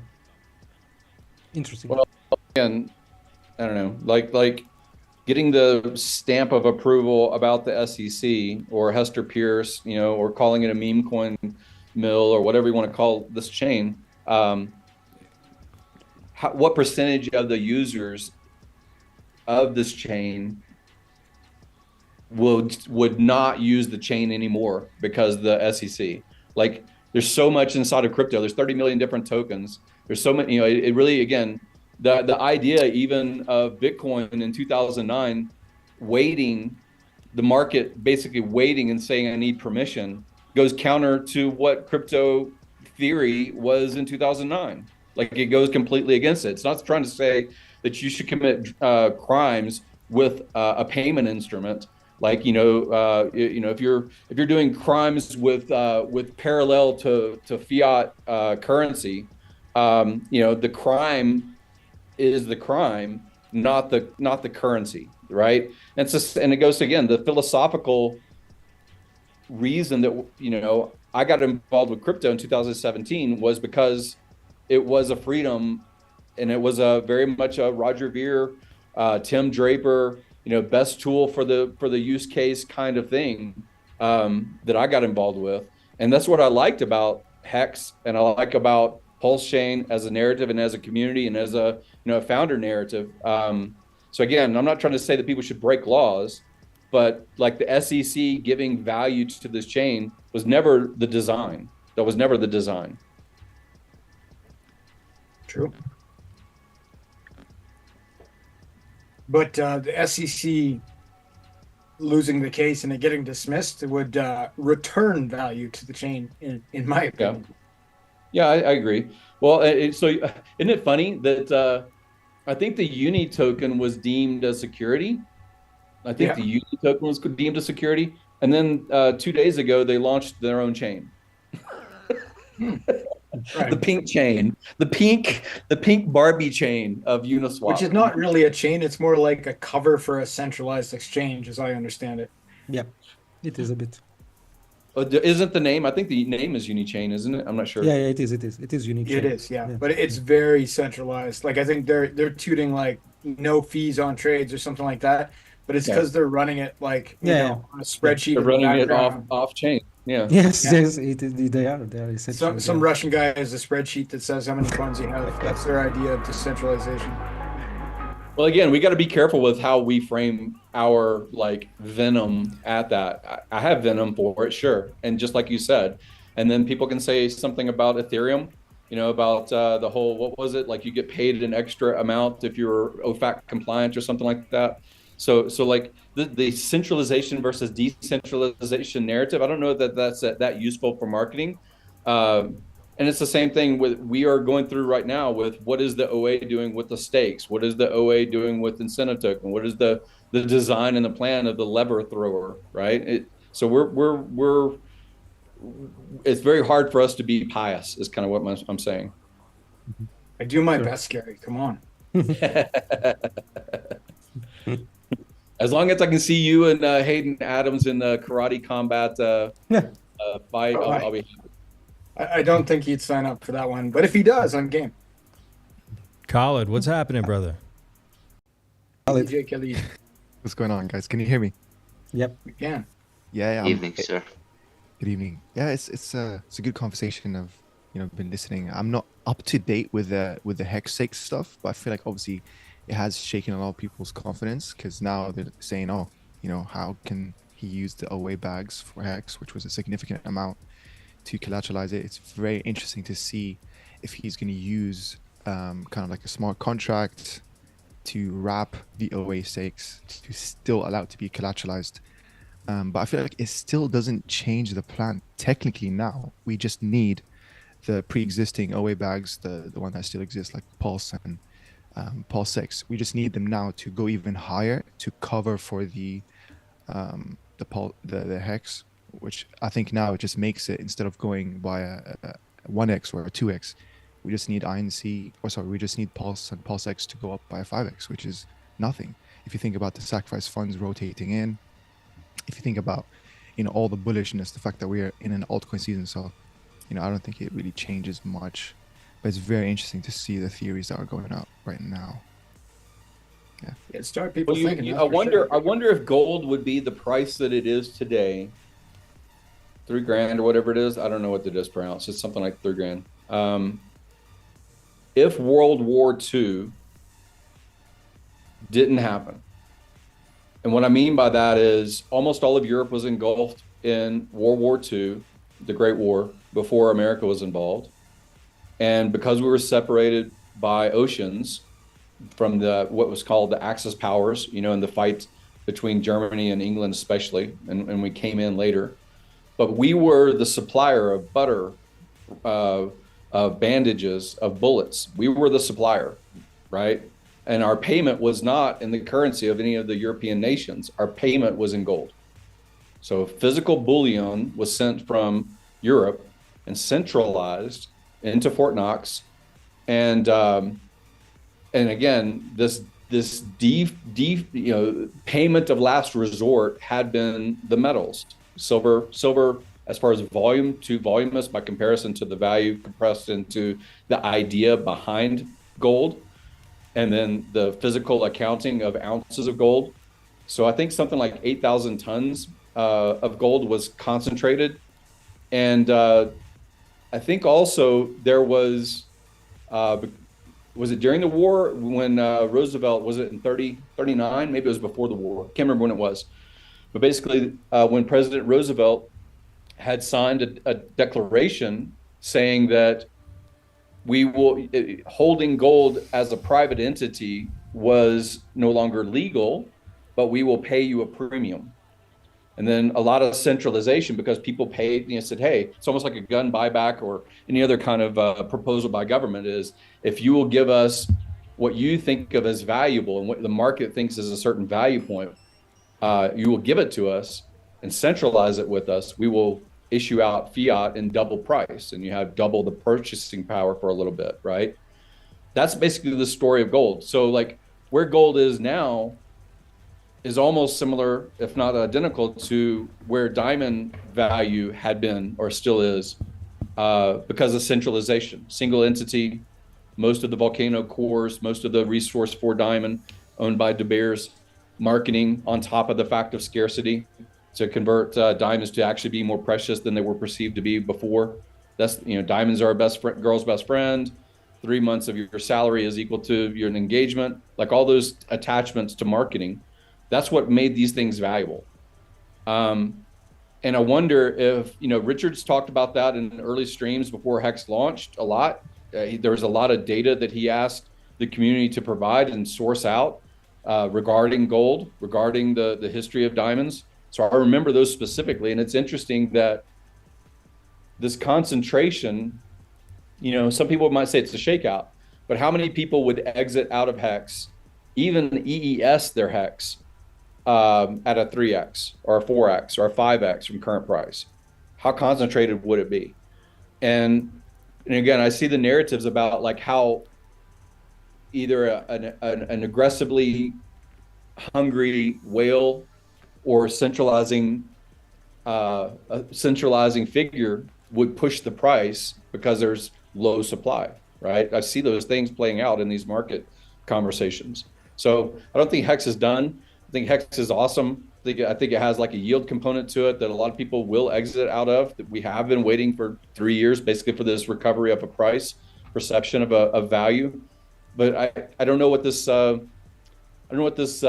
this bond conversation or this derivative on top of HEX conversation from Richard or from the OA will be. I don't know what the next few months will be as far as like information offload to us. I do not know.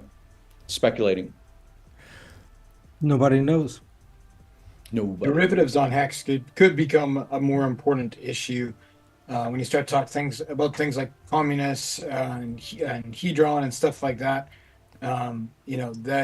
That matters more when you're only making 3% on a HEX stake versus 38%. Yeah. So I'm curious to see if there's more of a narrative that pops up around that. I think that's potentially could be part of the pDAI narrative too. If you have like an extra derivative that is on top of HEX, if you have tokenized HEX stakes, if they're paying out in something else as well, that could be interesting. But I think the bottom line, I like DJ Khalid's thoughts on it and Norbert's thoughts of like, is this even necessary as far as collateralizing pDAI? And no, I don't think it is. Yeah, I agree with you, man. It's not. Well, technically feasible. I think people want fewer buttons to push this cycle instead of more buttons to push. More pitch of this protocol is different than the other 8 utility protocols, and as long as you put a token in on this side and it puts out on that side, and then you repurpose that token for something else, I think people are really burned out on that kind of. You have to be an engineer in order to game crypto. I think that part of it is waning in its marketing effectiveness. So people want to buy ETH because they think ETH is underpriced. People want to buy Bitcoin because they think it's centralized and the bug eaters are going to push the price further. Like people buy memes, short term or long term, because it gives them entertainment or it's It's talking points on social media in order to build an audience and then sell onto that audience. Like people want simpler things, I think, this cycle. I don't think they want more complex things, because complex things haven't proven to be more valued than simple things as far as like ROI. I'm not sure. Could be, but I find it hard to believe. So what would name a few things that have utility as a protocol that are outperforming an average meme simple buy low, sell high? I mean, yeah, sure, in terms of price action, like, but like, are those like even like that comparable? Because if you're talking about DeFi, you're talking about like, you know, TVL, stuff like that, right? It's not only about the price action. And I agree with you, like, It's I not agree the that, season yet. We're gonna yeah, have sure, DeFi yeah, season right now. We're meme season. sure, sure. Yeah, exactly. That's I think like that, right? I think there will be a season for DeFi too, right? But I think you're right, man. First, sure, memes, man. Even if I wanted it differently, the market literally has chosen, and it has shown us that it wants memes. So I agree with you, Gary, 100%. It's the first phase, I guess, but at some point, the market will get saturated of memes, I think. Currently, yes, many people invested in memes, but it also shows that how humankind can be separated into different groups. Because if you look at and that's what my feeling and understanding is about. Let's say meme tokens, okay? What kind of people investing in meme tokens? Good example, friend of a friend, guy who little bit selfish, drives a BMW, doesn't care about much people. Most of the time it's about me. And then he keeps showing his portfolio to my friend. Oh, look, I just made so much money on whatever token. Is that gonna be an option that is gonna be sorry, I'm very tired. That is gonna, if it has longevity? No, not really. It's gonna be like, okay, token comes out and who came in the earliest and who can get the most money, and then who can leave the earliest. You know, like this pretty much meme is about that. So if you look at the society, how much of the percentage of the crypto market participants are in this group at the moment? This year is hype, and you know, people throwing money at it left, right, and center. But sooner or later, after many people are being burned, and then only a certain amount of people can make money out of it, which is going to be a very narrow group of people. More often you burn yourself, then majority of the people probably realize, oh, okay, this is not a good place to be, so I don't want to buy memes anymore. I want to do other things. And then probably there's going to be transitions to other assets, which has longevity, which has a decent community who are helping each other rather than talking about themselves. So it's going to be interesting to see how the crypto market's going to progress as we go, because right now it's just either the people who are like long-term thinkers, and is not many around, and the problem being is that people's life already overwhelming, so they want more simplified things, which is, you know, certain applications like Coinbase and stuff allow you to do. But on the decentralized side of it, we need more of that to be improved if we want mass adoption and more money come into the ecosystem. Who's gonna stay around? Not those guys who has $1,000 and they want to make millions on one meme token, and they realize that the $1,000 goes like that. Then when they're gonna get the other $1,000 to invest in something else, if that meme token doesn't work out for them? Yeah, I have a question. Really quick.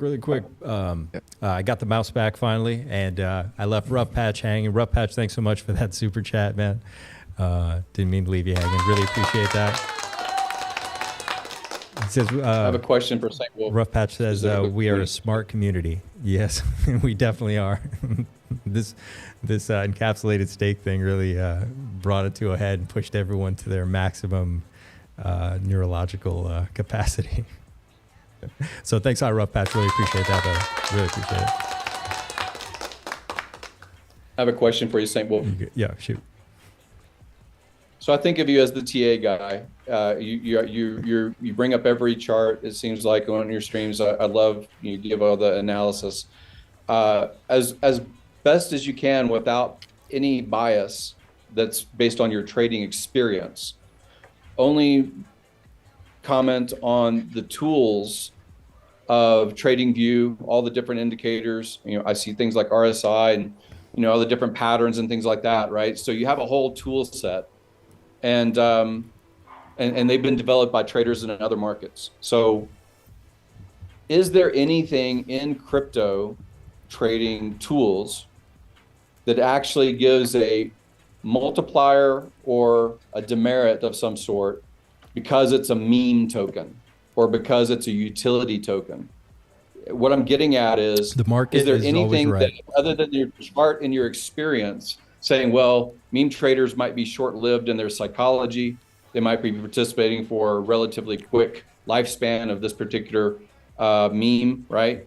Versus a chart of let's say it's existed for just as long, but it's a utility token.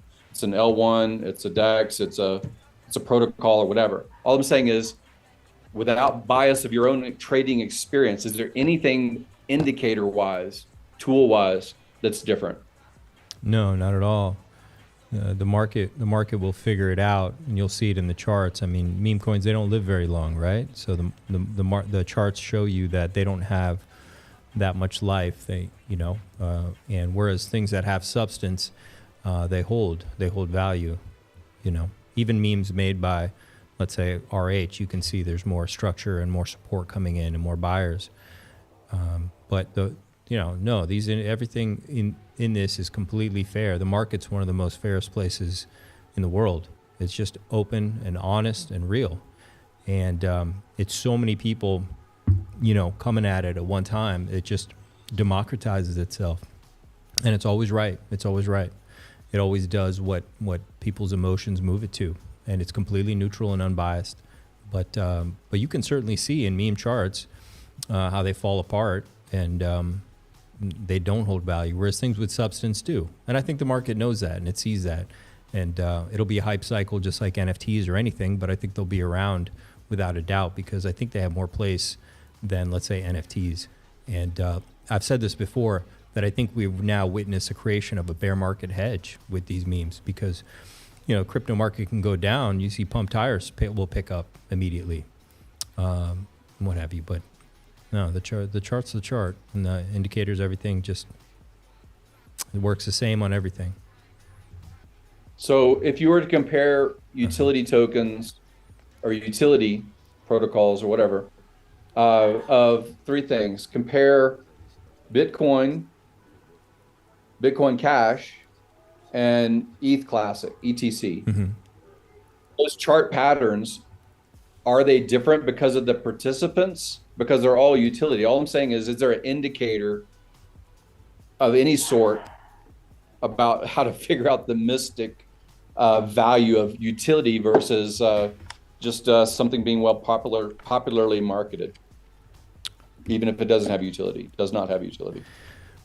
Well, you certainly will have a lot more value, a lot more volume on certain assets, and you can see that in the chart. That there's just a tremendous amount more trading volume, and that matters for sure because you're going to get a more. You're going to be able to chart it better.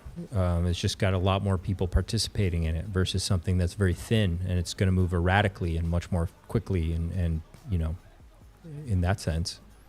But the different assets, they move completely different. They have a completely different nature to them from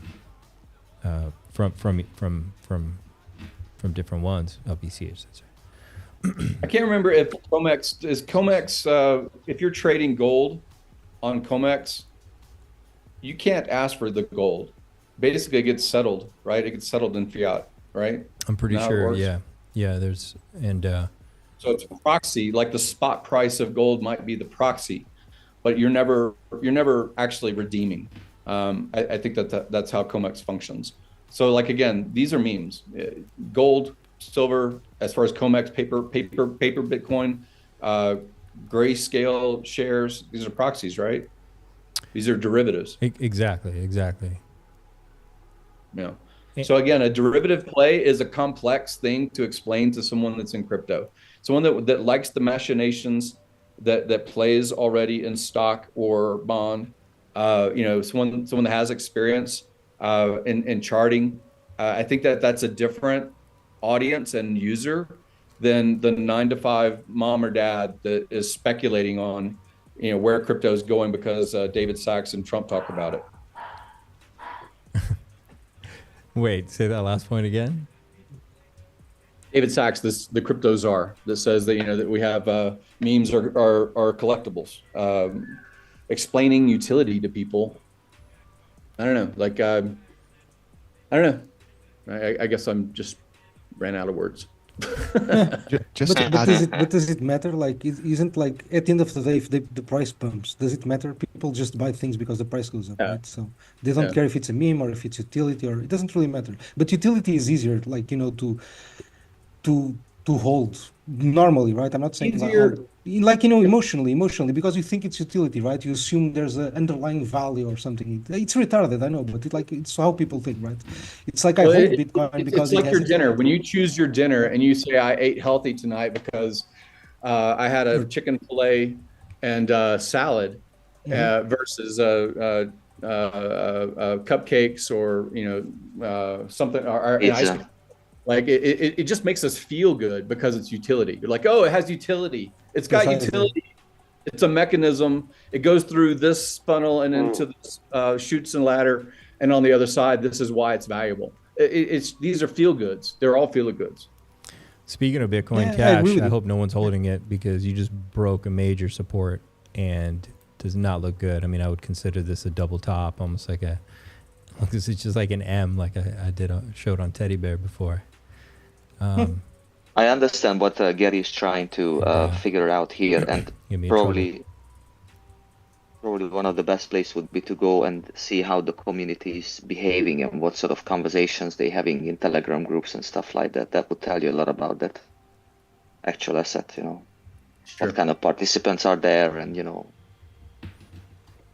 Sure, and one charismatic, well-spoken person out of 500 can convince me that it's awesome, and one asshole out of 500 nice people can convince me it's awful. So again, it's subjective about your experience in any of the social media stuff. I'm just saying in general, utility versus meme, utility versus NFT versus gold, rock. They're all priced based on the effectiveness of the marketing about it. Like if we promote this has utility and this is why, and the chart is able to reflect it because the marketing comes first. Marketing matters more than protocol. There's no magic that makes other people push the button as far as a protocol. A protocol doesn't make people push the button for buy or sell. It is the effectiveness of the marketing, and that's what all these things are. Yeah, we have. That's the value of the dollar. Marketing's everything, especially in this world now. We got over 36 million cryptocurrency tokens. Over 36 million. It's crazy. I think marketing is king. Marketing's everything now. Your brand, or really, we're cults now. That's it. That's what matters the most. And we have 200 currencies in the planet, fiat currencies, official. We have each of those nation states has its own stock market. So we're a flood with wealth on the planet. It's just, what do people consider wealth in their portfolio? I can bring up a good example about marketing and utility and stuff like that before I leave you guys, because here in London it's almost midnight and tomorrow I'm working, unfortunately. There is a token which has a function. I don't want to name it. I'm involved. Basically, when you're shopping, you get certain percentage cashback in that actual token. And the marketing was fantastic until now. Big brands are involved. You can use this card and you can get rewards in the actual token, and you can use it many places. The card itself you can use whenever you want, but certain places you can get extra benefits if you hold a certain amount of token, and if you pay a monthly subscription fee, which I was doing both religiously, doing the thing not touching, not selling anything. Suddenly they started making changes, and they said, just announcement came, and they said, you have to move all your tokens from the system itself to your external wallet, which is really associated to this platform, before the 20th February. If not, then you will not be able to move it. And only certain people could move the tokens for free.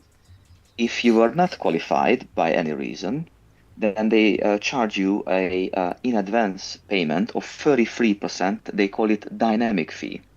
So you have to pay them again 33% of the value of your token, what you accumulated during this time, to be able to release and get transferred to your actual wallet. If not, and it just stays there. So my argument is that what was I paying until now on a monthly subscription fee to be in that category, like similar to we have the sea creatures in HEX.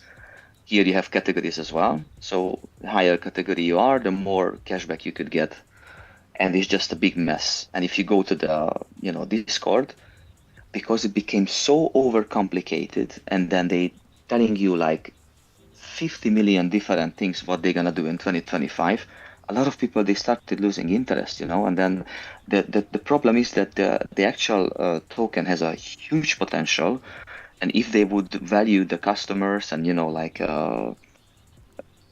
keep their words, then it wouldn't be an issue. But for me, it seems like that they have financial problems.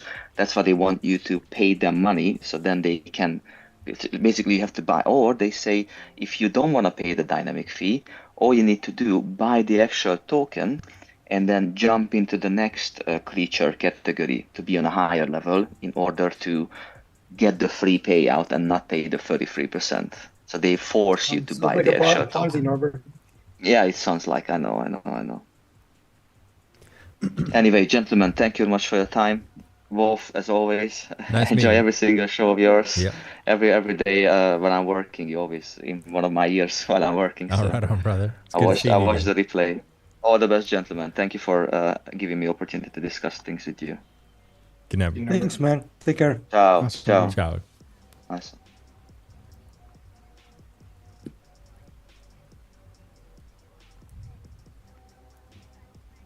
I had a few things I wanted to add about, you guys talking about memes and it being saturated and Bitcoin. First of all, to the question, is meme coins does it have longevity? I actually feel like it does for a lot of reasons.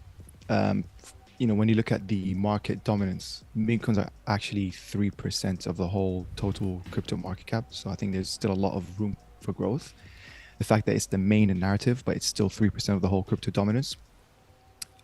Second thing is that, memes are very easy to understand.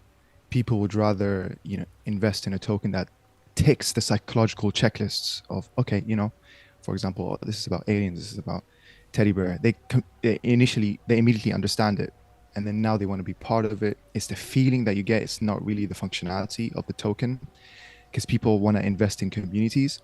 But when we talk about utility, I even feel like Bitcoin, when it started out as a meme coin. The first utility was Silk Road, right? And, after Silk Road basically got shut down, a lot of people dumped Bitcoin because they're like, whoa, there's no utility for Bitcoin. Like, what's the whole point? But it's the people that really believed it. And I feel like that's how Bitcoin started going from a meme to becoming like a mission, to becoming, a cult, to becoming a religion. This is why I feel like it's kind of this gradual, different layers, really. I feel like, for example, PulseChain is a religion. HEX is a cult. PTGC is a mission. Teddy Bear is a meme coin. Also it ties into a point where I don't really do more, because I feel like when I look at the chart right now, it's just I'm looking at people trading their emotions. It's very short term, price oriented. Do you know what I mean? So just a few different thoughts there. But I feel like, yeah, meme coins, it's definitely more than utility, because yes, someone brought it up, the terminology, like when you try to tell people, oh, invest in this, it has utility, you can make yield, TVL, APY, APRs. They don't understand this. Like, you have to actually simplify the language so much for the retail investors, for the 500 million within crypto, yet alone the retail investors who don't even want to, frankly, own a self-custodial wallet. They want everything to be on this centralized exchange. This is why I feel like PulseChain doesn't really need a centralized exchange, but it will be useful to lower that barrier for entry. People just want to trade Pulse, even though I keep talking about, hey, be a long-term holder. This is how you win. If you're a trader, if you're a scalper, you actually lose 70 to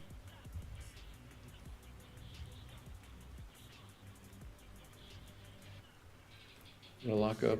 Hello. Hello? Too much alpha. They had to freeze him. Colin, too much alpha. The gods. You had to freeze him move. Nice, well done. He was sharing too much good information, bro.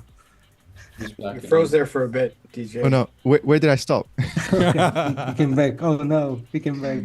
Oh, no. You're back. You're back. Right after you said, I think the market says. Oh no. What was that?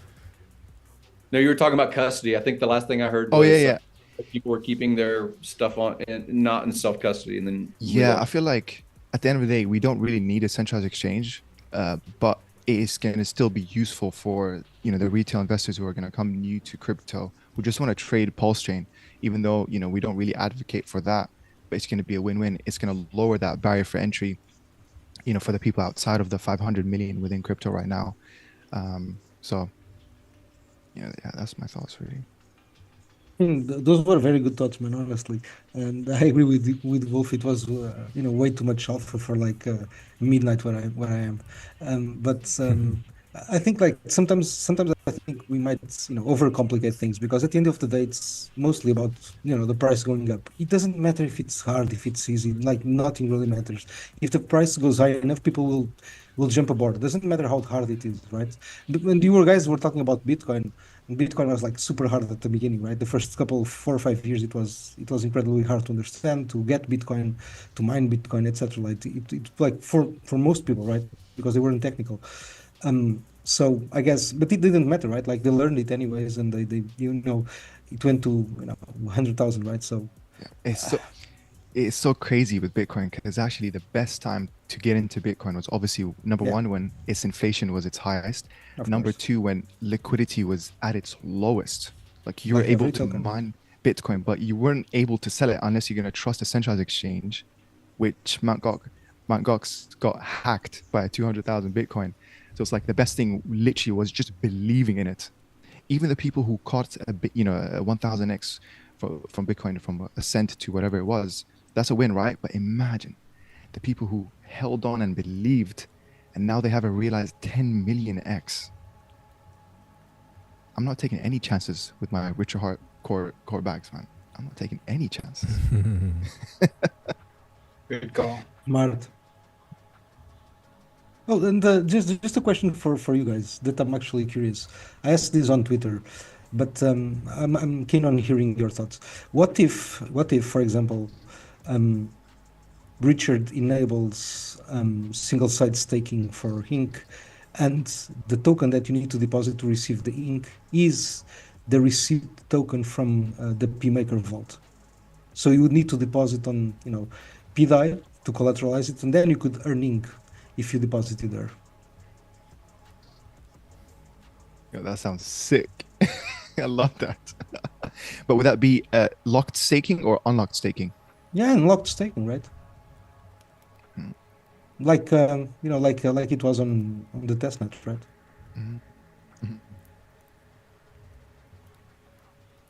Yeah, lots of things were on testnet that we haven't seen yet, right? Mm-hmm. So PulseX was supposed to be a DAO. There's supposed to be single-sided staking in PulseX. There's and we tested that. We tested that functionality actually. So yeah, it was working fine. It was working very nicely. The code is still there, right? Yeah. You can actually play with it on the testnet, I think, still. So really nice. You can still see it. Yeah, I think so. Hey, you guys want to see you guys want to see something funny? We do. Ooh, ink is beautiful. Chat, smash the like button. I'm about to show you what smashing her heads on the wall has been like, watch this duo.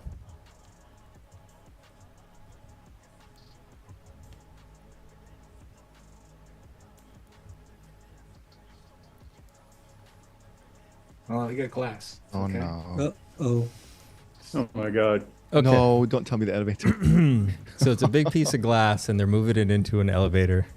It's a chart at the beginning, because just you know, sometimes you just realize you don't want to. Yeah. Oh, not great. That guy needs to keep the door open. Oh yeah. He has one job right now. One job, and he's gonna fail. He failed. No, no. Uh-oh.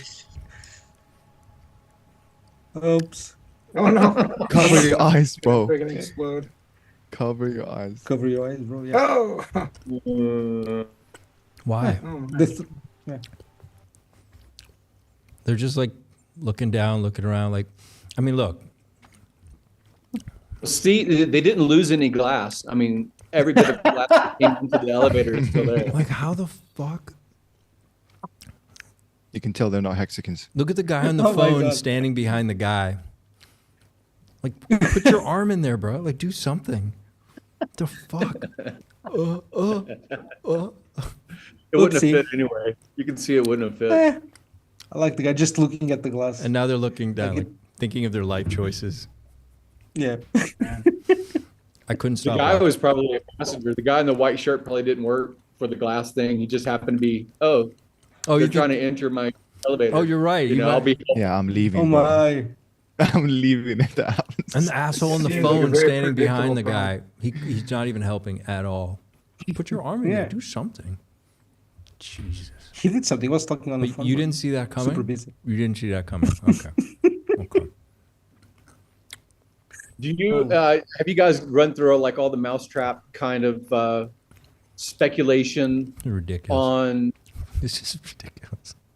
these 5 stakes, these massive stakes? It changes the payout on Hex specifically.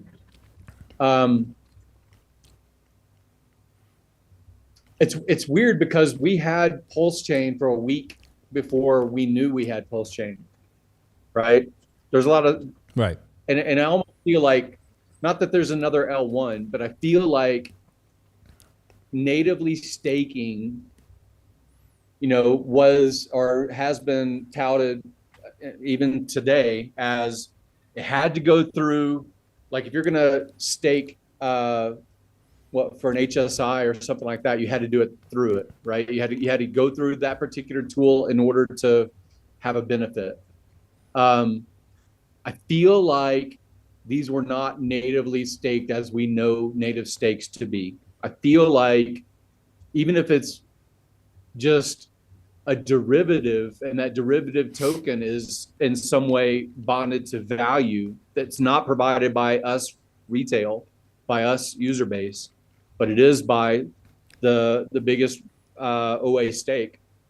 And then that's used as some form of collateralization for the pDAI narrative. I don't know what to make of it, but I just, in my gut, I don't feel like these are native stakes.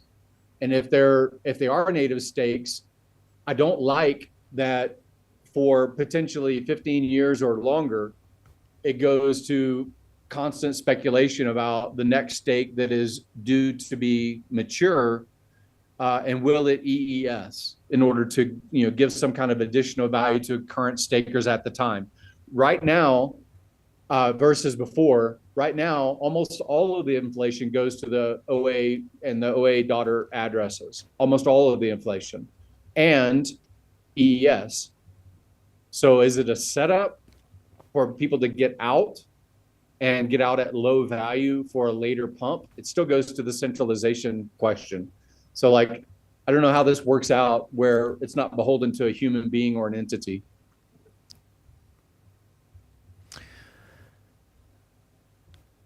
Well, this is my thoughts when it comes to, let's just say it was not even talk about the pDAI conversation. Let's just talk about what actually effectively happened.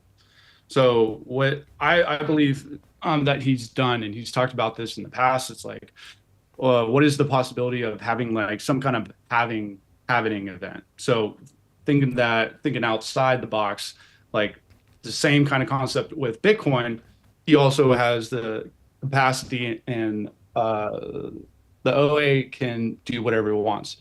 And in terms of the 7-day stake that he did with the 1.2 billion pHEX and eHEX, what he basically did is reduce the inflation of hex for like the short term, and for in terms of the 55555 stakes, the inflation coming out later on. But with that being in mind and thinking about it, is maybe it's the next move is to actually get the chain to start pumping to the kind of like categories of what we saw on testnet. So with that being in mind too, the rewards that people are going to be getting for staking their hex and stuff like that is not really, it's going to matter, but it's not going to matter.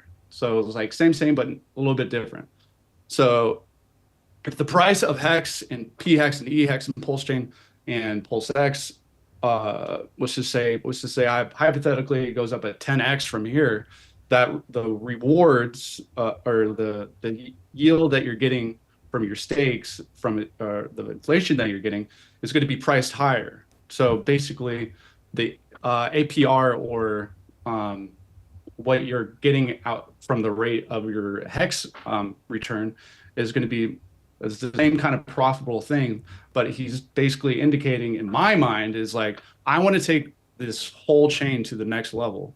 And like with that being stated in mind, I'm also thinking about it in terms of pDAI too, with that kind of, or could we collateralize pDAI and have it go to $1, like a snap of the finger? No, we're going to have kind of like the whole ecosystem of PulseChain, PulseX, pHEX, eHEX, and Inc. to get to those kind of levels that you can actually get to the next level of stabilizing the pool. Because if PulseChain doesn't, let's just say hypothetically PulseChain does a 50x. So basically pHEX is going to be doing a 50x, eHEX, Inc., PulseX, in some kind of relationship, in some kind of way, shape, or form. Of course, the open market's going to like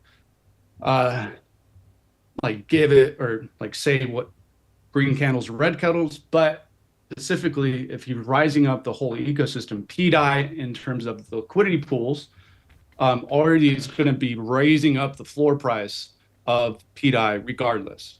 Of course, the speculators, sellers, all that kind of stuff, or Richard was to say, Richard, why are you guys buying pDAI?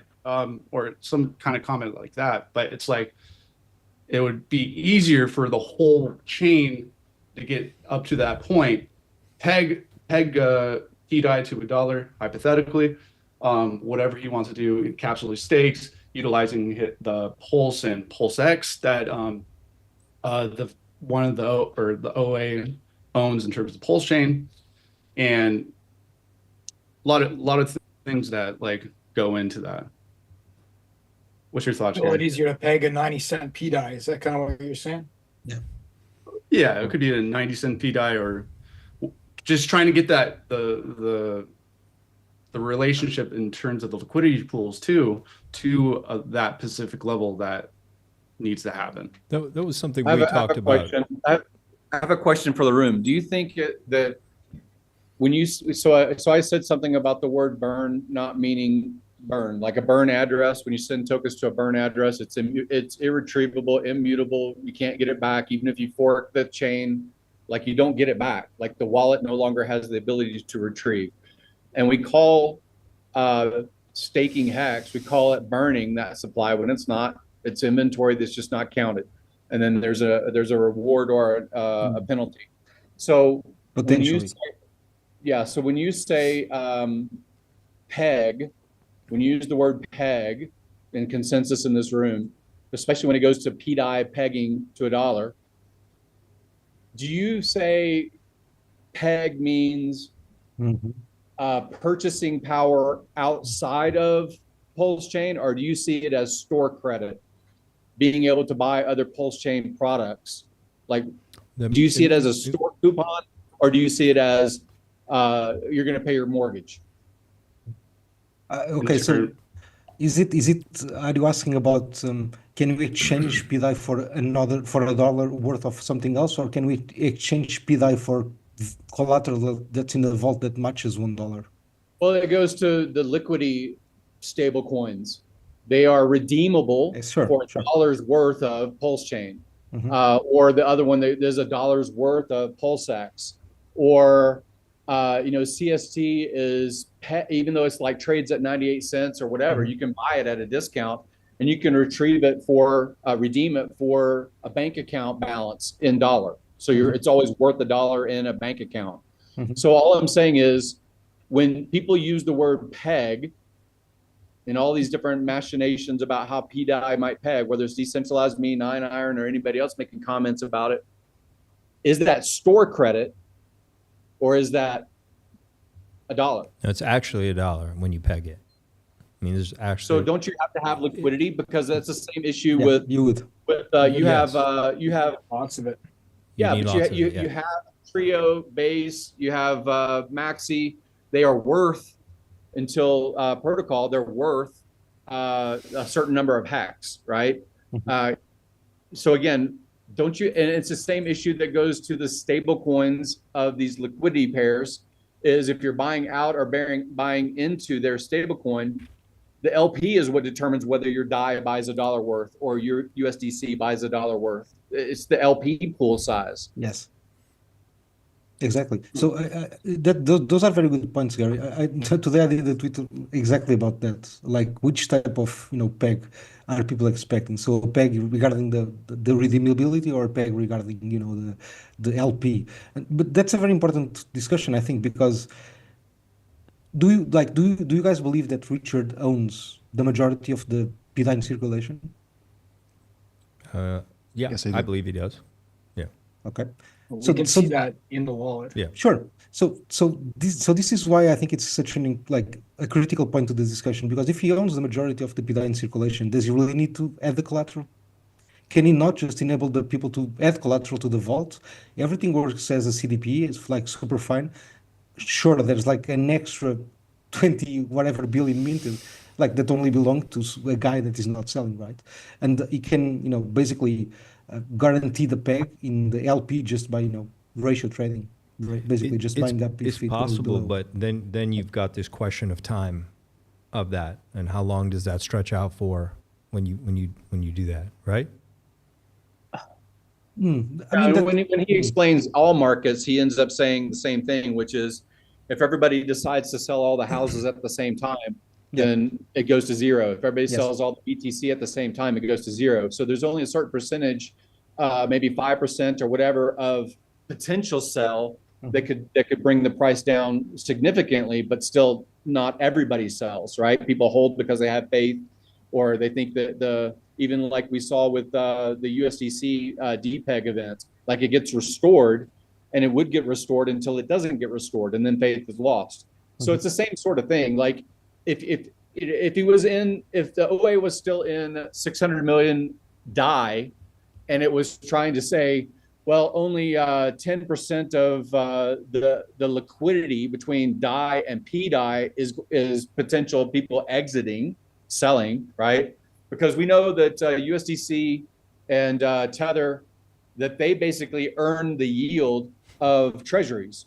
So they are earning money for us to be able to trade something we call a stable coin.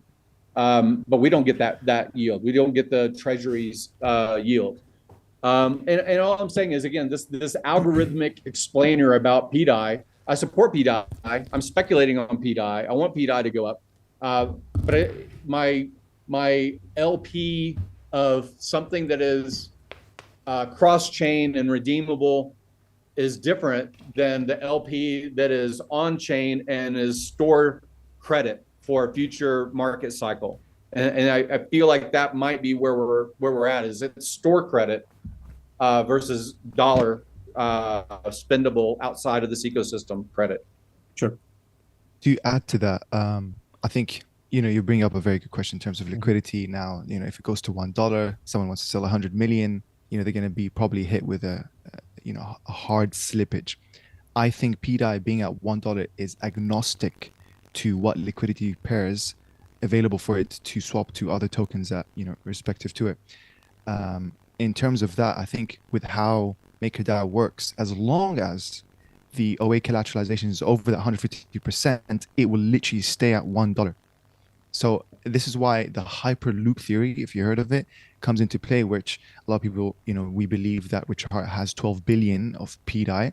Now imagine now pDAI goes to $1, he will have 12 billion of buying power. And what is he going to do? He's going to buy back the exact same collateralization tokens that are stabilizing pDAI at $1. So he's going to buy back the core 4 or the core 3 or core 2, whatever it's collateralizing it. It doesn't really work like that, Khalid. Sorry to interrupt. Because if you're doing that, you're selling pDAI.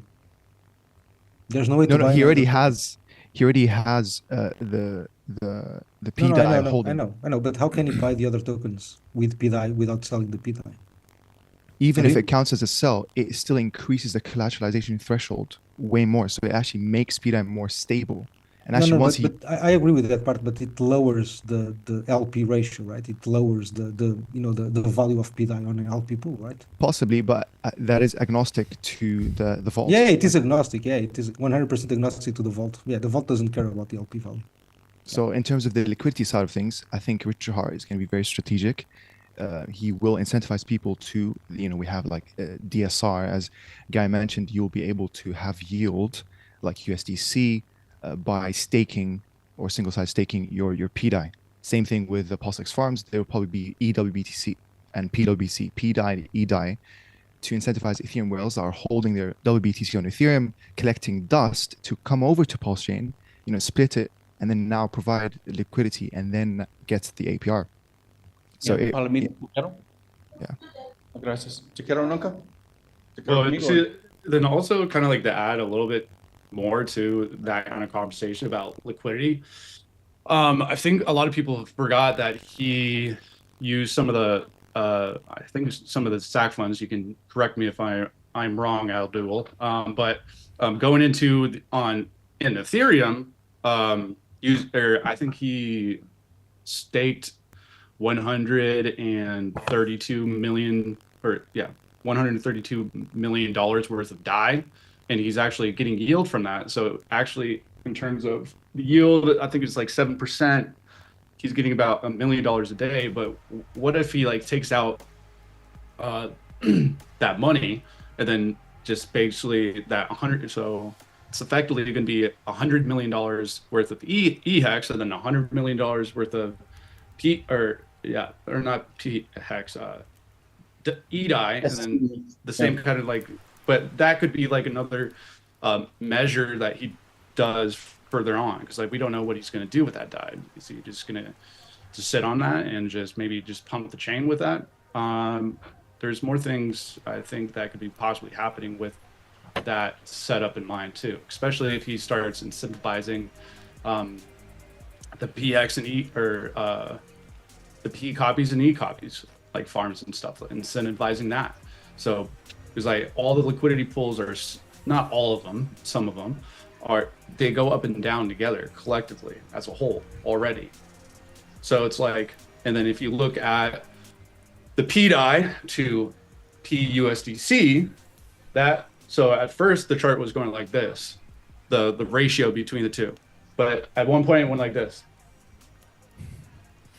And then it started going down because pDAI was actually, people wanted to buy pDAI. And then somebody who was smart and actually knows how to operate the minting function on pDAI made the 50% trade. And now pDAI and pUSDC is like this.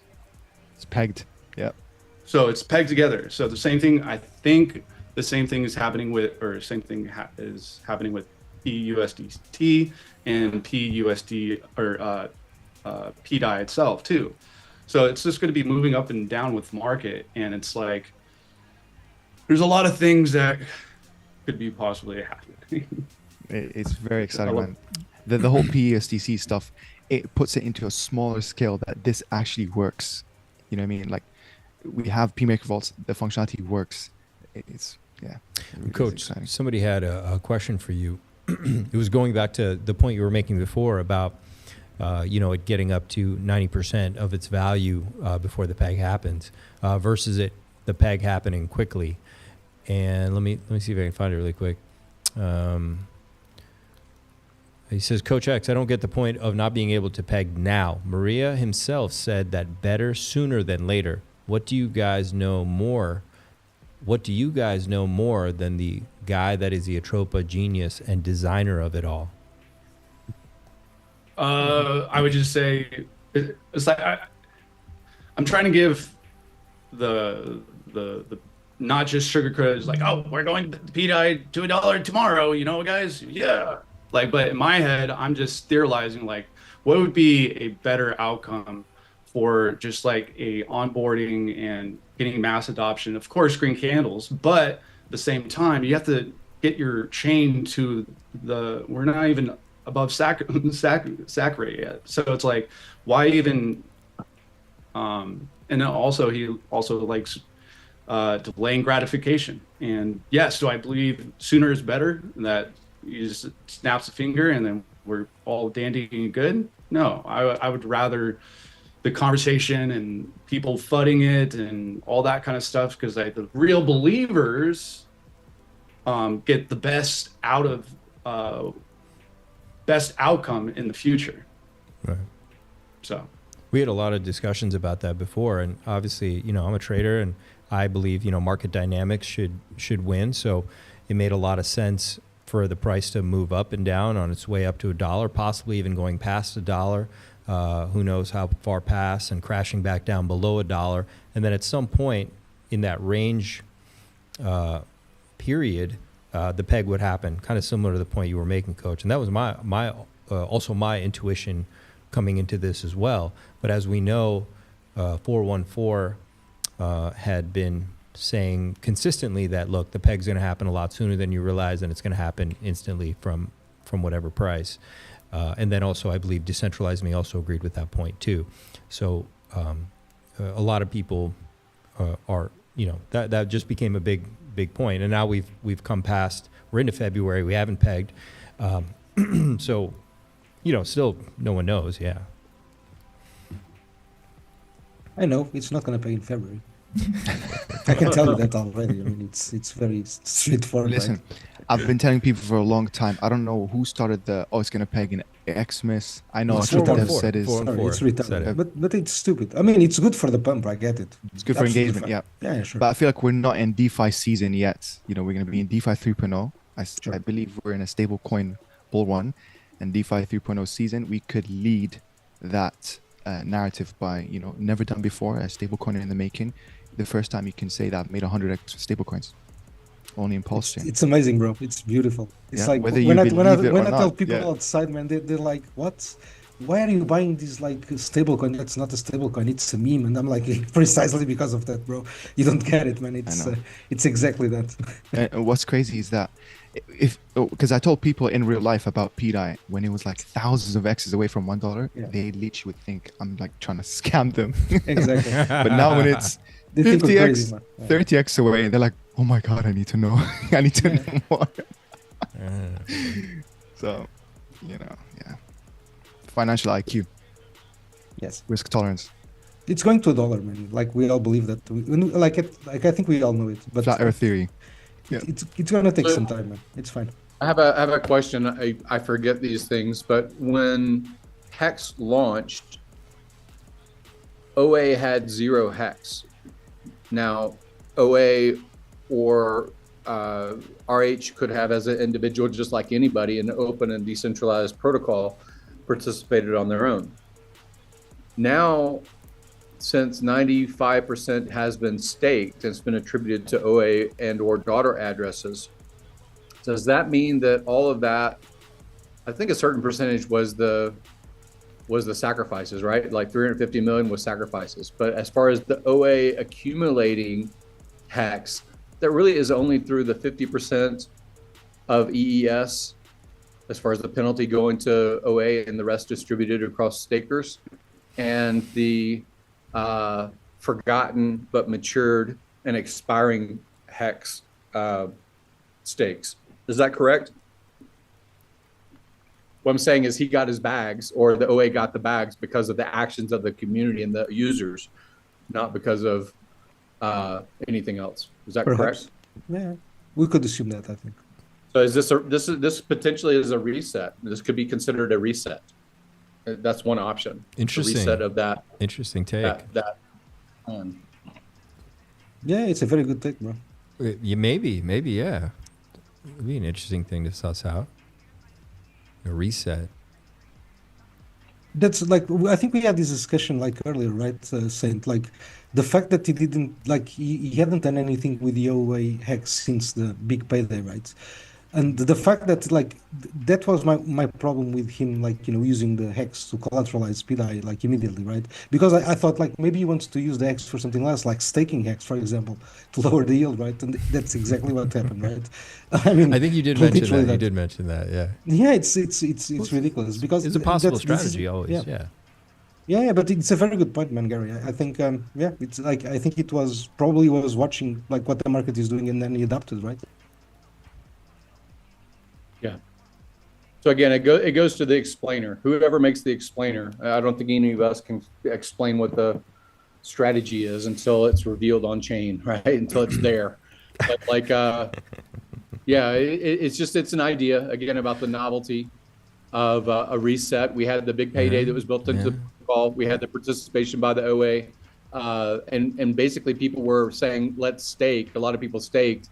And then at the last moment, instead of getting a 3x of their relatively low value tokens, they got 30% more, like 30% more than they would have if they weren't staked. So, and similarly, that's the same thing that the OA was able to generate from their stakes. So yeah, it is potentially a reset, but again, it goes to the marketing and the framing, the philosophizing, hopefully the black shirt version of education, if you want to call it, of what these movements on chain really mean. Aryan says maybe reset could be right. Maybe this is still in line because the Atropa dev did say, and Aryan chimed in, said, I think Maria has inside knowledge. Maria did say by February. I mean, we are in February. I hope he's right. So, you know, if you have this reset, the peg happens, it would be like one of those moments where full reset. Yeah, 100%. So we can't toss that instant peg, idea out the window. Very possible. But you already missed the deadline of December, right? Yeah, first it was December. Well, now it's February. We're in February. It's a new deadline, man. Yeah, sure. Call it That's what I'm saying, bro. Just 2 more weeks, guys. You just need 2 more weeks. Hey, maybe it's Valentine's Day. Maybe it's coming up, man. Maybe. I hope so, man. Yeah. Oh, Oren, he didn't say which February. That's a good point. Yes. He didn't say which February. All right. Now we're thinking. Which could call Deerslayer.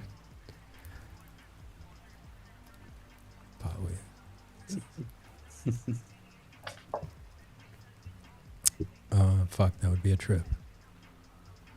What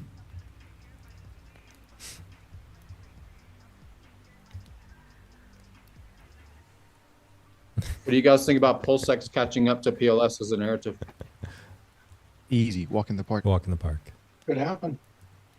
I think we might see. I also believe in a 2-to-1 ratio where one pulse gives you half a PulseX. I think it's going to keep rising. That'd be quite the thing. There is a lot of dump pressure there. There's a lot of people who've been holding their PulseX. Guys, look at the chart. That 1-to-1 ratio is going to be a day where probably some people will move out. True. Yeah, true. It's going. Do you actually do any analysis about that? Because is it like the rich list on Bitcoin? You just look at the PulseX holders, because PulseX is never burnt. Is it burned? Yeah, it's bought and burned. So it's shrinking supply. But do you look at like the wallet, top 1,000 holders or anything like that anywhere? I have not. Could be done. What I think of is the sacrifices, right? Like the PulseX sacrifice versus the Pulse sacrifice. There's a lot of overhead there. Which one was more? PulseX was a lot more. Oh shoot. Okay. So it doesn't mean it I couldn't remember happen. that. Yeah, Just PulseX has the buy and That's burn. acting PulseX. Yeah. there's a lot more PulseX. Yeah.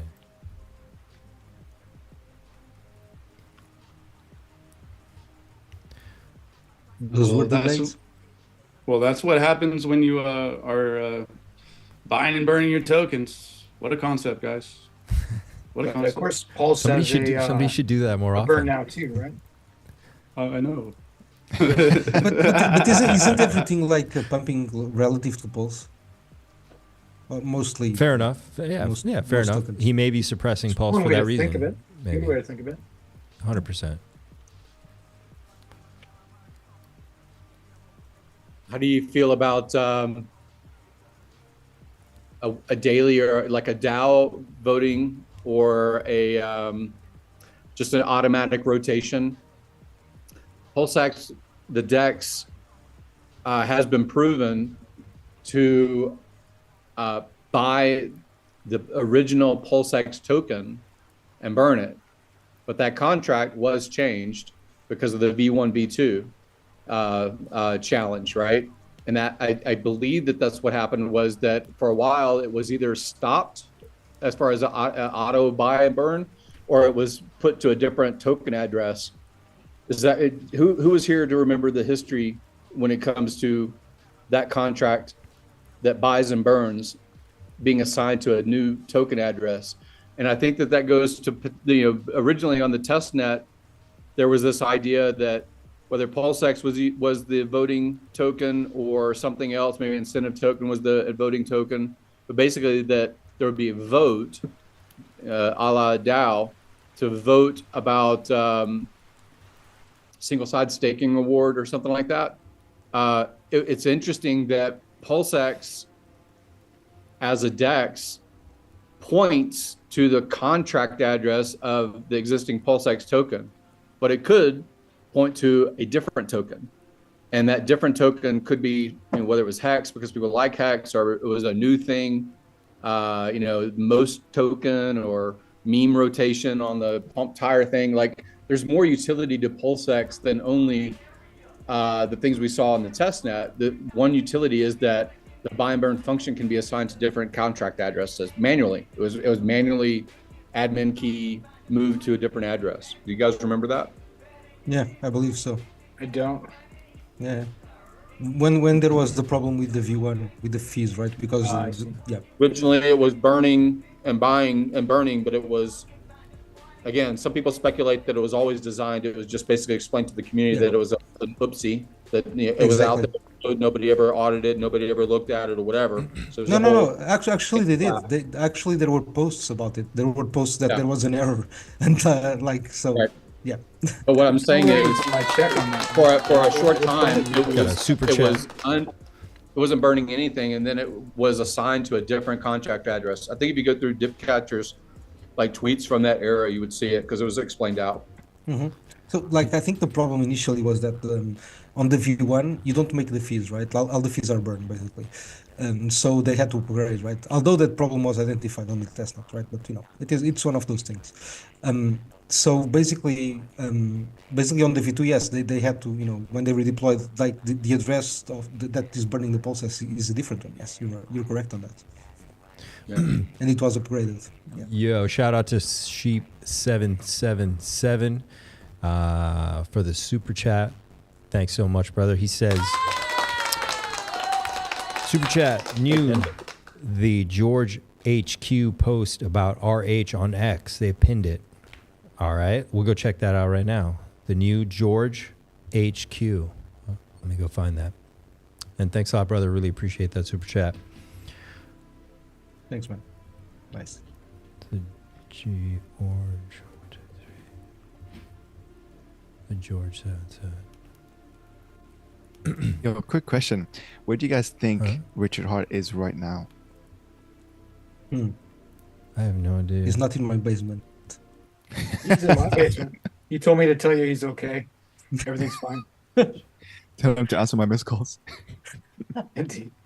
He sees your messages. He'll respond later. Don't worry. Oh, okay. I probably is like with 100 hot ladies in Russia or Malta or something. I don't know. Yo, Sheep I've heard 777. Terrence is in Miami. Maybe. George HQ News. Oh, okay. I've never been here before. What In is the it? casino. Oh. Oh, we don't see your screen, Oh, by shit. the way. Okay. Yeah, no, I wanted to pull it up first. Yeah. Thanks. Okay. Let me grab it. Well, Fashion Week in Paris was last week, so I wonder if he was there. So this is the post. Modeling purses. Now, George HQ News, I've never been here before, but it is investigative journalism since 2014 based out of Washington, D.C., which is very reliable. He says, when you're considered a threat to big banking and traditional financial systems, they'll come for you. Kim.com, Roger Ver, and Pavel Durov, to name but a few, all know what it's like to go against the grain. They're still paying a price for their stand against the norm. Ah, right on. He's made the hero list.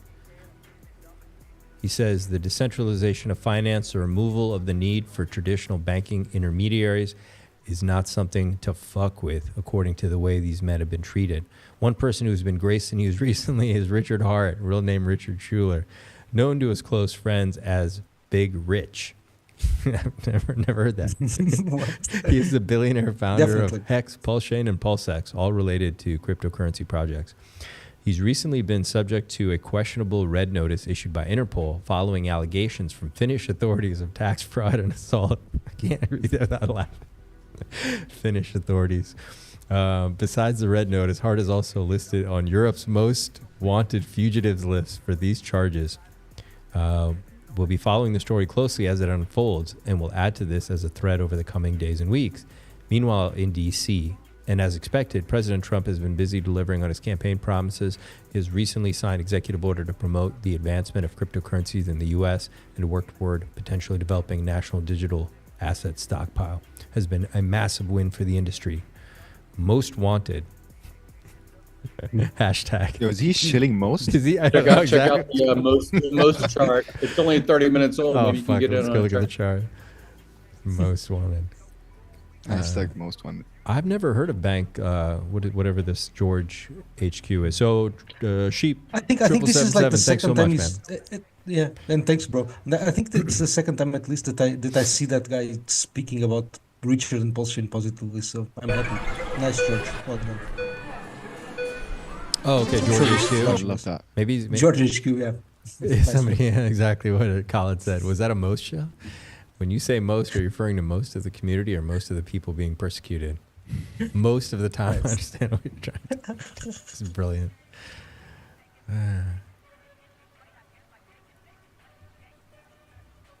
Yo, these graphics look good. Wow. Yeah, this is cool. Check these out. Nice. What's happening on the most chart? These are cool.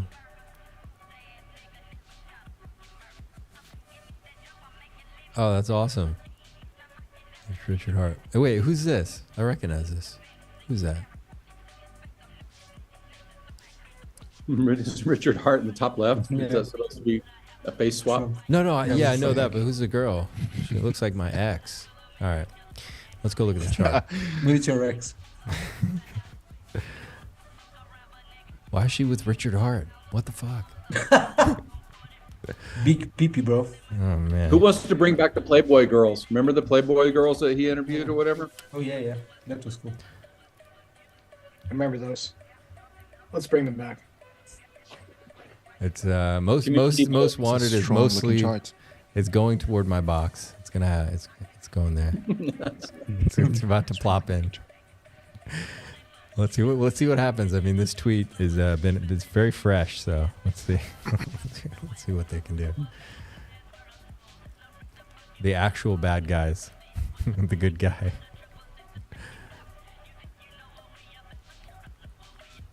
They got Todd Howard in there. Who was that? Oh no, it's no. The Bank X guy. That's the Bank X guy. Is the second one over, right? Yeah. No, Celsius.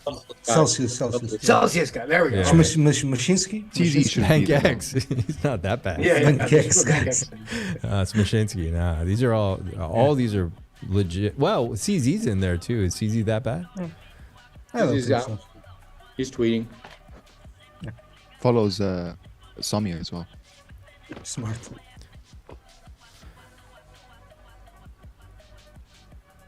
Richard owes many attorneys. Okay. Okay, cool, man. Everyone's chiming in. Yeah. Right on. Cool. I mean, it's good publicity. I'll give him a follow. Yeah. That's what these people are up to.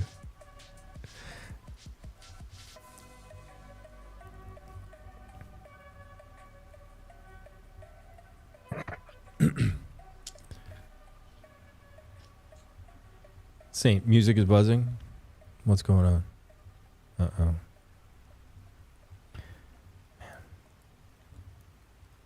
He's setting up an opportunity zone in a international waters. Is he? We talked about that, right? Talked about setting up OP zone, and He did. that's where we're making jokes about going to Gilligan's Island and having a Lamborghini with a Louis Vuitton store. Remember those memes? Oh, yeah. Yeah, those are funny. Somebody said, why pick Czech Republic when you could go to Croatia? I don't know. It's a bigger city. It's probably in Dubai or Abu Dhabi. He could be in Dubai. No. Well, He said he didn't like Dubai. I can see him in Dubai. 100% could not see him there. But Probably in a non-EU country that's EU adjacent, like Georgia or something. yeah. Right? Like you could be in Georgia or I want to say Albania. Like there's a couple countries like that. Too dangerous, Montenegro. bro. Right? Albania is CIA control. No, it's Albania would turn him in a second. But yeah, Georgia, Georgia's Serbia, the best Montenegro, Belarus, Belarus, Russia, obvious possibilities. But Georgia could be one for sure. Because those are all places I was looking at too. Yeah. Yeah, I mean, Georgia's a nice place. I mean, I guess. Has anybody looked in Miami? I've heard that rumor. I couldn't see. Really? It could be. He says he doesn't like it. He'd never come back or wouldn't do it. You know, like wouldn't you go where? And saying he didn't want to be. Maybe he's in Latin America because of it. Is where he got robbed. In Panama, he's in Panama for sure. Oh, I was just in Panama. I didn't see him. He didn't show up to the conference. I don't know. Maybe he's next door neighbors with Andrew Tate in Romania. In Romania, yeah, that would That's an be. EU country though. It's EU country though. Yeah, it's true. I'd almost say he'd be safer here in Czech Republic than Romania. Yeah, but Is he in your basement, bro? he could be. He could be here. Is he hard to live with? What do you think, St. Wolf? Has he been challenging? He's a mess, bro. He's a When fucking he moved mess. in, did he install a bidet in your house or what? He's such a big mess, man. You have no idea. He just leaves he stuff talks about everywhere. pegging a lot. Yeah. He Wait wanted for the documentary. Yeah, but he likes the girls here, so he's staying. And yeah, Pups, we got to talk about incentive token too. No, but wait. Just one more question before that, because I'm curious on what you guys think about this. I never asked this question. Like, do you think Richard will have kids? He has kids. He He has kids. Like, He has kids. Well, us. This I mean, No, this is yeah, all- fucking yeah, peanut sure, gallery. Yeah, sure. there was a suspicion that he had a girlfriend. Well, he had a girlfriend whenever Hex started, and then he went through his breakup. And then when his dog died, he got all sad about his dog or whatever publicly. And then, like, he was always kind of like chasing women while we were in Florida together and stuff. But like, there was suspicion when he kind of dropped out. It was like, again, just rumor mill, no fact whatsoever, just like speculation, similar to the FUD around Vitalik? Vitalik having a girlfriend and kind of losing focus, same sort of thing. That makes sense. I hope he has kids, bro. I'd like that for him. Indeed, a lot of genius types tend not to have kids, or not as many kids as us regular peeps. They're all worried about the future and things like that. Yeah, I've never met him, so I don't know like what he's really like. Like, you know, I mean, I'd like to meet him one day, but he does seem like he's quite occupied. You know, And that you hanged with him like a bunch, right, Gary? Yeah, a lot Richard in, or Vitalik? mostly in Florida, mostly in Miami. For probably a week. I met his dad, and whenever he bought the Tesla for his dad and stuff, and the Fresh and Fit stuff, and like probably like 3 days while he was in Florida, we hung out a lot then. Nice, bro. That's awesome. I met him in Zurich back in the day. We did those, spontaneous, only giving you 5 hours of notice, and I was in a different country and had to catch a flight to just be there. But yeah, Zurich.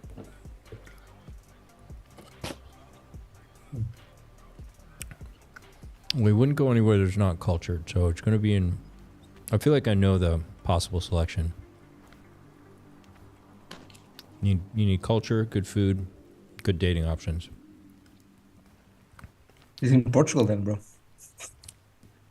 Yeah. Well, there's not I don't know monetary award. Interpol stuff. There's not a monetary award on anything that's searching for him. So it's not like, people would really be motivated, to find him. It just depends. Yeah, where he'd have to stay out of the EU. That would be too easy. If it's an Interpol notice, it's an Interpol notice. But I don't know what the you get pulled up when you run your passport. So I don't know how that works. I'm sure he's flying private too, you couldn't right? go through an airport that was an EU airport. I wouldn't think that sort of thing. Yeah. But he probably has serious security. He could be in a country that we would think that he would consider unsafe, and he would be safe. That's totally possible. Yeah. There's places he can fly into the private airport and just go right under the radar. 100%, probably. 100%. Boats. Maybe he's hanging out in Denver with Charles Hoskinson. It feels pretty safe out there in Colorado. No one would look there. Nobody would look at Charles Hoskinson's house. Charles's basement. Check his hard drives. Charles's ranch.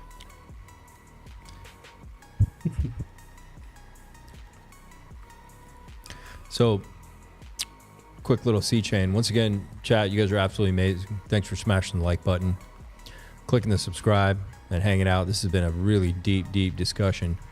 Yeah, I actually did a lot of new changes too. Some people said they like this new feature video, but I didn't know it was going to put me in there too. So I guess it just senses who's talking. So I don't know how to keep myself out of that box. So it's just for you guys, but we'll figure it out. It's all a step in evolution.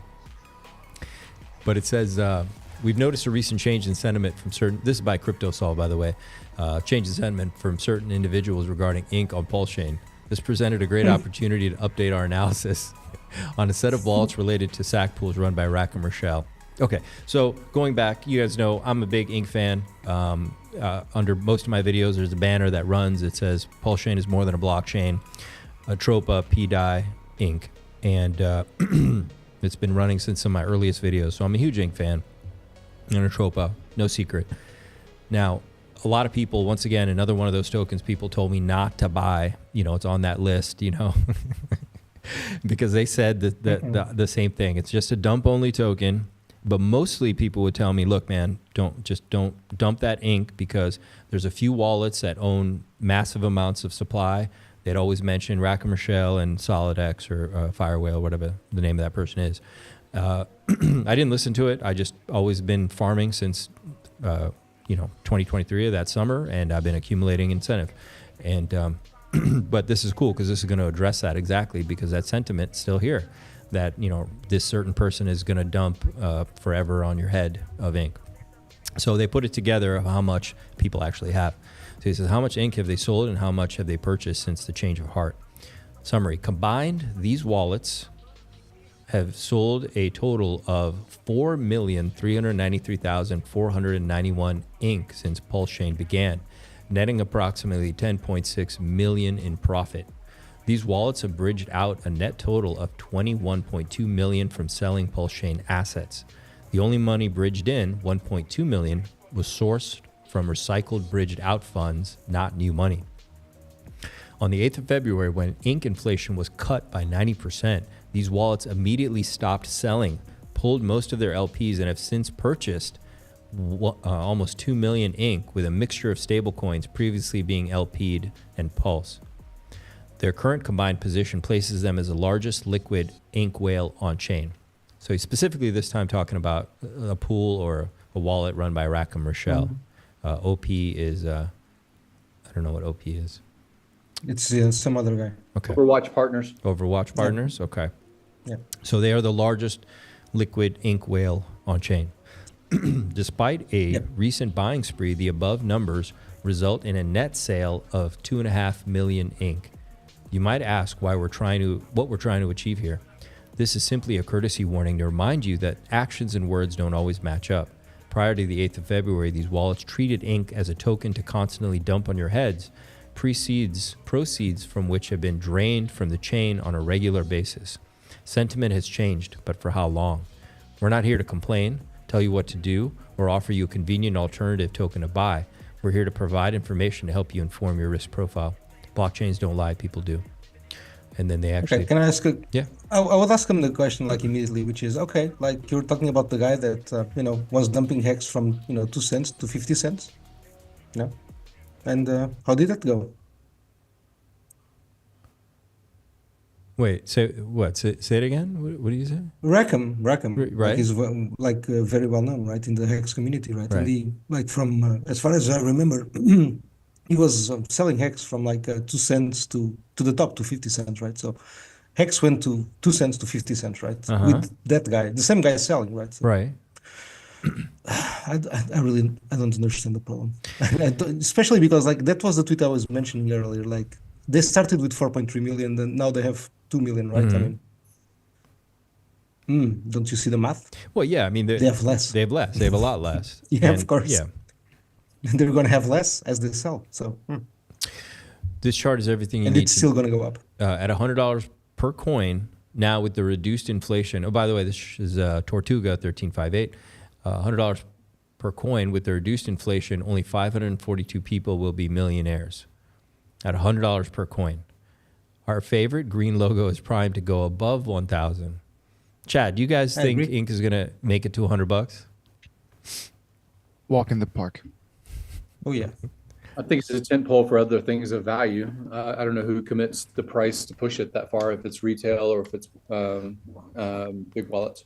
But yeah, I feel like 100 is good, a good price to basically catalyze the other 4 tokens, core tokens, to go up in price more than anything.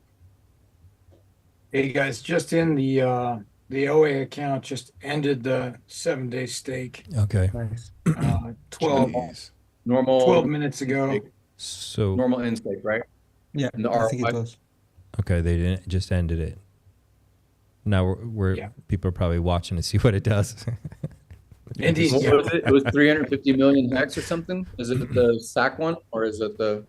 Well, the one I'm looking at is 50 million, I think. 100 million hex, Okay. $1.95 billion worth on PulseChain, and I see 50 million hex on Ethereum. Stake end on both of those. I was looking at Ethereum. Yeah. What was the ROI? Good question. Not sure if I can see that on DBank or not. $100. But if you know the original stake and then you know what it has now as a balance, I don't know if it's token. Oh, okay. I think we probably have even numbers. I think they were even numbers were staked, right? Like it was like 100 billion even. So 60 million hex and change on PulseChain would have been the ROI. So what is 60 million hex worth is the question. It's like much is X? Was it 2.4 million? Yes, something like that. Yeah, 1.17 million approximately. Nice. On the PulseChain side. More than that, there's some That's other good advertisement if it's actually used as advertisement to people that have that kind of wealth, right? That want to make 1.7 million in a week for buying a staking token. Yeah, you only need $1.95 billion worth of hex to do it. Yeah. And you need to buy it first. Indeed. Yeah. Which would affect the price. There'd be some slippage. But Little bit. yeah, the question is, what's that wallet going to do next, right? Because those are the last He's two gonna dump. transactions within 15 minutes. He's gonna dump. What is the He's gonna next- dump everything. I'm kidding. Yeah, for sure. Hex. You don't want Hex, man. It's a dump. What is It's a this dump only slippage? token. What You is the mine it for slippage free. of someone with $1.95 billion in their back pocket? I have no idea, bro. But I know. Wait, Let me no, just, it's a lot. It's a lot. Put It's gonna be a lot. 100 billion Hex into pDAI here. It's easy. Just put it in a V3 pool. Yeah. Wait till it gets bought into. Yeah, just make a sell wall. Yeah. He releases the V triple with the cell wall. Boom. Here it is, guys. Have fun. No I'm kidding. So let's say I want to sell it into DAI. Only no problem. 3,500 people have between 1,000 and 10,000 ink. Wow. How much have above 10k ink? How many? 542 people. Oh, nice. Yeah, those people are dangerous. All right. We're gonna dump on you forever. It's always the big guys. You're dangerous. You're dangerous. Yeah. Maybe Big maybe guys are they're the ones who strong haven't hands. dumped on you. Exactly. Like, don't worry about the big guys. It's literally the people you do not have to worry about usually. Yeah. Yeah, true. You want people who would rather sell at the tops rather than selling at the lows. Guys, do you know why Bitcoin doesn't pump that hard So- now? It's because it's way more decentralized, like in terms of ownership. When it was concentrated, it was much easier to pump. It's because I of don't this know. reason. Like I've been hearing the same narrative forever. 2017, Bitcoin was $1,000. Mhm. So 92x in whatever number of years. How many is that? 8 years. That's Real estate people are happy with like a 7% cap rate on their money. It's like, Yeah.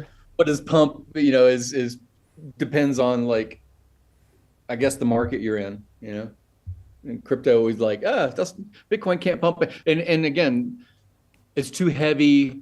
Not enough money would push it. The richest guy already bought. Like I heard the same things that everyone heard, but still it went from 20 grand top last time to 95,000 or whatever it is today. So like, there's enough money in the world to push the price wherever the price wants to go.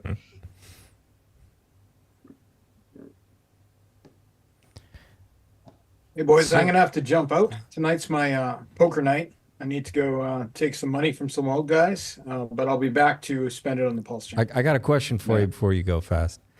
It says here on this chart, only you could answer this. It says on this chart that over 21,000 people have less than one ink token. Over 21,000? What'd you say? Have less than one ink token. Who is so I broke would in suspect, PulseChain that they can only buy half an ink token? You got You to. can buy half an ink token. Who's? There could also have been an airdrop, right? Gotta be Like one I whale saw right who's now, very airdrop smart. a percentage of an ink token to somebody. There's lots of ways to do that to pump the holder counts. I could send 0.01 ink to the entire sacrifice address set or something like that. So it's probably those little ones that with less than one are probably not important to us. They may not even know they have it. All right, thank you. Fast, That was one awesome killed having me, you as bro. always, Kali, brother. that was a good one, bro. Thanks, man. That's, Good to well, see you that's guys. My very bags. smart, man. Bye, bro. Cheers, brother. Good night. Bye, man. Yo, Coach, we had a couple questions. Briath also asked earlier, he wanted to ask you what your HEX prediction was for this cycle, and he also wants to know what your PTGC prediction is for this cycle. Hex prediction, I'm just going to be looking at it in terms of what I saw on testnet. And also, I saw a $5,000 ink on testnet. You saw $5,000 ink on Tesla? And PulseChain, I think PulseChain was at a price of like 10 cents or something like that. Moonboy math. Don't really think that could be possible this cycle, but maybe in the future. But Hex,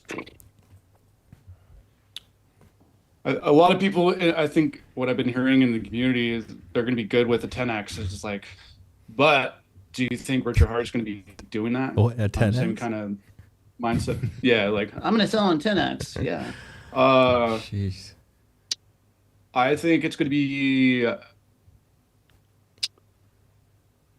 If I had to give a number to Hex, it's not financial advice or anything. I think it's gonna be $1.20. FUD. $1.22 at the top. When? When? Have to have a time mark to have any like credibility on saying anything. I don't really know when. Whenever the top of the market of Ethereum is. I hate giving wins. I hate giving wins, especially like talking about pDAIs. Like I don't know when, but that's what I think about. Because like once Ethereum tops out at the very top, I think Hex is going to do the same thing it did in 2021. So kind of just like a big at the end FU to all the people that didn't believe in him or flooded him and all that kind of stuff. In terms of pGGC, I know a couple numbers that but PulseChain has to be successful. pHEX needs to be successful. PulseX needs to be successful. And in terms of the liquidity pools, if the ratios, let's just say the ratios stayed the same in terms of Pulse and PGC or Pulse goes up to just like a half a penny, you're probably looking at, I don't know, give or take 10 cents, 20 cents. But if PulseChain does 100x, it's probably going to go a lot higher for like silly numbers. You can come on the streams. I do Moonboy math. It's actually just math, but Moonboy math. Nice. That's my kind of math. Yeah, but it's going to be dependent upon like PulseChain and everything, and how like of course community treats their stakes and all that kind of stuff, delaying gratification, and just living off the yield. What a concept! It's going to be cool. It's going to be cool to watch. And then like in terms of what you were talking about earlier, Gary, about marketing is one of the most important things, and yeah. Yes, I do believe that 110% in any kind of token or meme or utility or DeFi protocol or something like that. It's like if you don't have the marketing, you don't get the eyeballs. If you don't get the eyeballs, you don't have you don't go up. I don't know what has PGC done already. 451,000% up from day one. What a concept.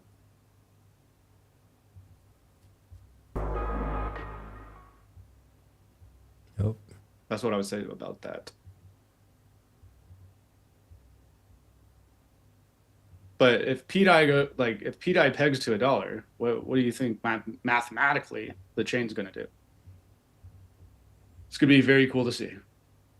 Very cool. It's probably gonna. I think like most of the money, like at that point, most of the money would stay in the chain, right? Because people will just use it to buy other tokens that haven't pumped that much. I think.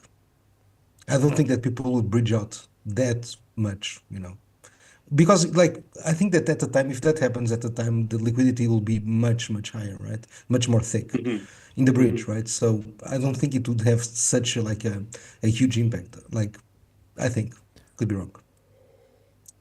Yeah, and kind of like theorizing like what could be possible here on this chain is like UFO is actually technically the best farm in PulseChain right now, in my humble opinion. But the numbers don't speak for itself. And if you really think about it, if PulseChain does 100x, let's say hypothetically does 100x, and in terms of like UFO farms that we are human, of course, added those farms, and it could be taken out in the future, but those liquidity pools are going to have hundreds of millions of dollars. So what is the mathematical price of said tokens? So it's going to be a really cool thing to watch. And once this like cycle is over, everybody's going to believe in the term Hart's law. I agree with that. Mm-hmm. which we know already it's real because we've seen that in other chains. He basically looked in and like understood the concept and literally told us how it worked. I think that's he basically observed it. I think. Or discovered it. Yeah, he discovered it. Basically, yeah, exactly. It's been a journey, though. It's been Yeah, man. one heck of a journey. Yeah, I agree, man. Beautiful journey of learning, man, and price pump, of course. Number go up is important. Well, like think about this. We recently just got PGC uploaded on CoinGecko, and currently I think we are at a almost top 200 tokens in the whole entire world on a chain that is at the bottom of itself, and it hasn't even had the movements of Ethereum moving up and to the right. It's good marketing, man. It's very good marketing. Yeah, so it's gonna be everything's just all the ducks are in the row, and it's just like you just got to show up, show up at your for the people, show your face, keep on engaging with people, and just like we're still here. Guess what? Like in terms of the DAO and PGC, we have almost $500,000 worth of Pulse ready to go for buys, burns, or keep on buying these RH tickers at these low prices and then collecting them and then burning said liquidity pools. That's always going to be valuable for the PGC holders forever, as long as the community treats the pond, or right now it's more looking like a lake in terms of PGC and UFO, but yeah, it's going to be a pretty cool next couple months. I tell you that.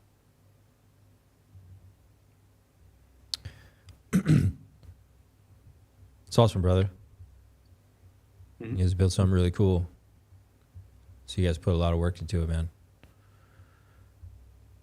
Yeah, a lot of sleepless nights, but it's good, We can sleep during the bear market. Exactly. That's why it's a bear market. Find a cave, wrap up, and go to bed. Somebody said ETH just printed a death cross, go short. I mean, yes and no. We broke back up into the range. Obviously, we're trending down on everything generally. Now, I know you're talking about the 21 and the 1. What I use for what I have is I had to switch it to the 21. I had a feeling because the 30, I use the 30. So you can see it hasn't crossed yet on the 30. Now, I think the 30 is going to be more reliable than the 21 for crypto, and especially a lot of these assets like this. And you can play with that as you want. You can definitely set the 21 and 30. As you can see on the 30 for my chart, how I have it set, I have the 100 and the 30. The 30 and the 100 haven't crossed yet. And actually, you can possibly say the 30s possibly looks like it could be maybe curving upward. Trying to be positive here. But yeah, they certainly look like they're going to meet as well. But the 21 and the 100 have crossed for sure. Look, you still have, even though we have some bullishness on the daily, you still have the MACD on the weekly pointing straight down, going into the red right now. So we don't have a lot of progress. I mean, there hasn't been a big shocker there. You've got a first cross, bounce out on the MACD, and then we've crossed again. You can see we've never done anything like that before. Is this one going to be the one that crosses over? I mean, if I were a betting man, I would say it's going down, But if I was a guy who knew what cycles were, I might say, trust the cycles. Maybe we're going to have some really big bullish news coming up. But no, it's not the best picture. That's why everyone was feeling what they were feeling. ETH is giving us what it's giving. And this is ugly as fuck on the RSI. Sorry, but on the monthly RSI, it looks bad. I'm not going to I can't sugarcoat that. Some things I can sugarcoat. It's tough with ETH, man.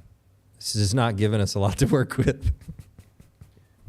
Colin, what's your take, man? Where are we at on Ethereum, brother? Yeah.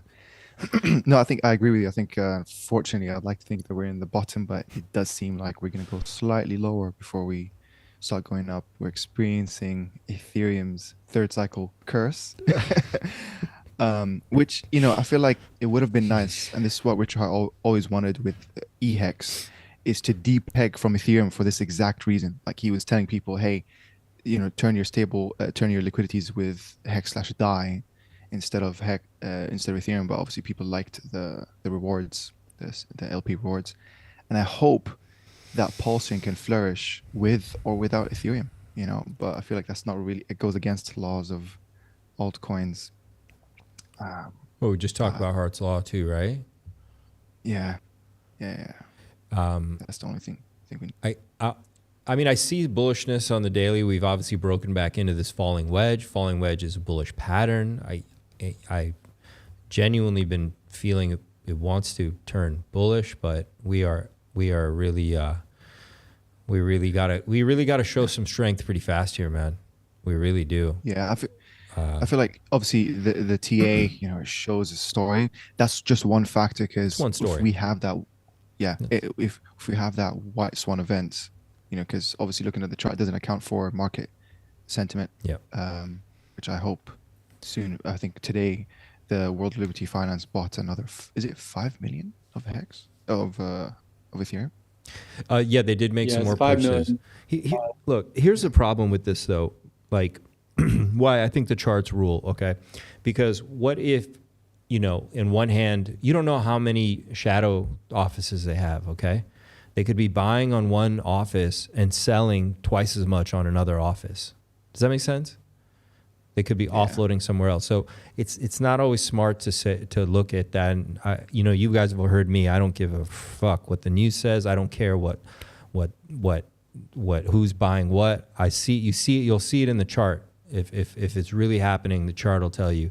I believe this. Now, could they really be accumulating that much? It's possible. Is there a possibility that first time in history a billionaire stepped up and said, hey, you should buy said asset, and he really was trying to get you on the right side of the trade? It's possible this time could have been different. But generally, billionaires don't step up and tell you what asset to buy at the right time, generally speaking. And then on top of that, like I said, I could pick up 10 million cherries or whatever here, and then on the back of the van be dumping 3 times as much, right? On the other hand, same thing with BlackRock. They could be doing it here, but they could be somehow deleveraging in another position somewhere else, and you wouldn't know it till it all unwinds or whatever, right? And then it looks to you like, oh, they're stuck holding this, but actually they've offloaded way more in the background through other subsidiaries or whatever it is. So I'm not saying that's what's happening. I'm not saying that's what's happening. I'm just looking at the charts. But I do believe in one thing, though. I do believe 4-year cycles. I do believe that miracles have just happened 4 years. Crypto just seems to come back. Bitcoin seems to always put in an all-time high. Every single cycle, you feel like this one's different. It's not going to work out this cycle, and then it always does, right? So that's one thing I can rest on with some, like, you know, confidence, and also just the greed of my neighbors, you know, that everybody is still going to want to buy altcoins and trade them and Bitcoin or whatever. But besides that, the biggest thing is it's the chart. Yeah, it's showing us some weird stuff. 100% agree with you, because I feel like the AMM like DeFi pools are actually the best, most accurate like price oracle. Okay. But you can't really trust centralized exchanges, because as you mentioned, they could be dumping. Centralized exchanges don't use AMMs. They use some opaque order book compared to DeFi, which is transparent. Yeah. Right. So that's a very, very good point that you mentioned.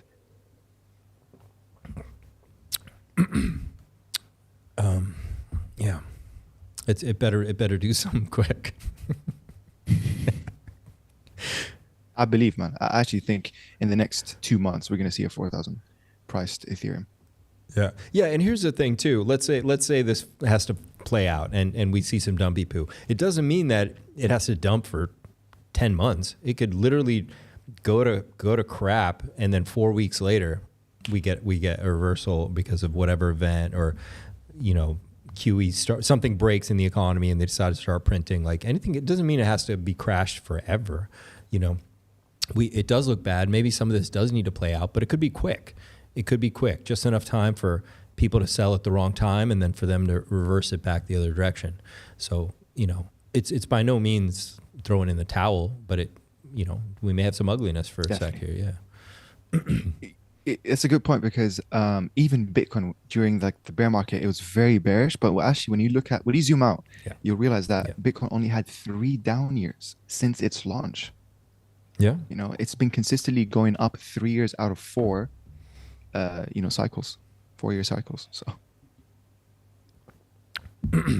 that's also why I remember Somi was bummed when he was talking about ETH too. You know, when you look at charts, you see some of this stuff and you're like, eesh.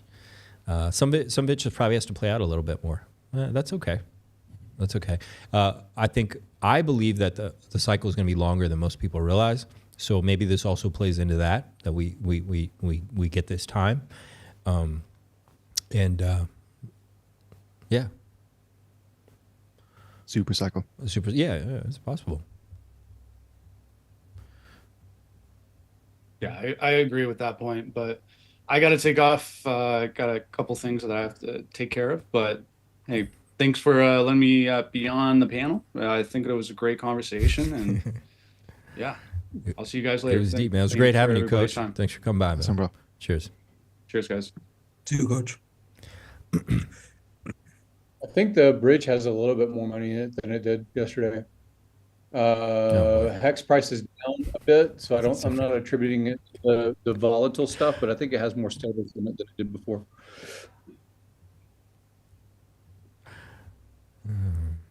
This is Colin. Hey, everybody.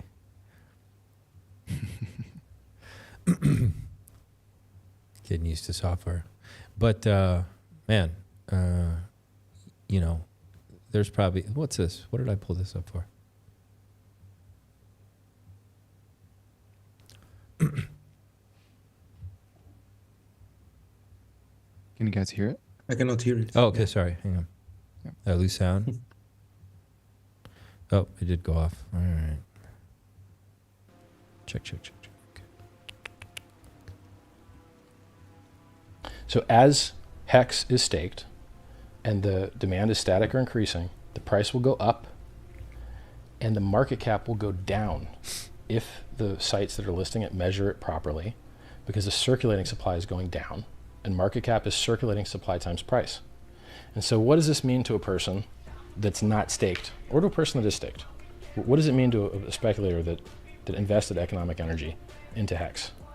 It means that the price is going up a lot, but the market cap is going down.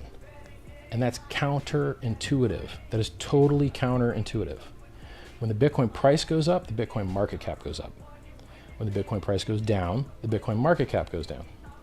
But in HEX, when people lock up their coins, and that is what caused the price to go up, then the market cap will go down, which gives you more room to grow, because then you don't have to kick other people out of the top 10 market cap so quickly. And then you could just keep building appreciations and mad gains without hitting the market cap that hard, right? And then it gives you just more room to reach. It's really neat.